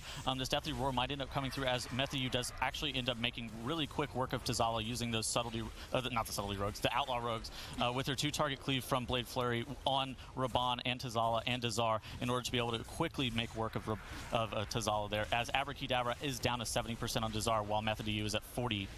Yeah, the Bloodlust is so efficient here by Method U as they downed them so fast. And at this point, it's only going to be the boss between them and winning this series against Abrakeydabra, as they have 0 deaths throughout this King's Fest here. Just very clean run by Method U. Abrakeydabra, to be honest, also very clean. They only had 1 death. They basically had the same strategy. It's just Abrakeydabra is a little bit slower, just less efficient, killing everything just slightly slower compared to Method U, really. Method U just such a clean run, such a good timing too. If you look at the final time here, 20% left on the boss at this point, not that many things that can wipe them anymore, as long as you make sure you dodge those tornadoes and you dodge the leap as well. Yep, Xaylia sitting at about 15 to 20-ish% mana, so those Quaking Leaps end up putting Grievous on your whole entire party. We've actually seen Xaylia be doing a really good job of getting the whole entire group out of Grievous very quickly, but he has also been sitting in cat form for a large majority of the fight, doing about 12k DPS here. So making sure that he's not just a little bit too greedy with how early he's pre-hotting, and making sure that people aren't sitting in Grievous, forcing him to spend all of his mana very early is important. But Dazar dropping incredibly low here, and whenever Dazar does go down, that will be the match for Method EU in a very close series between them and Abrakeydabra.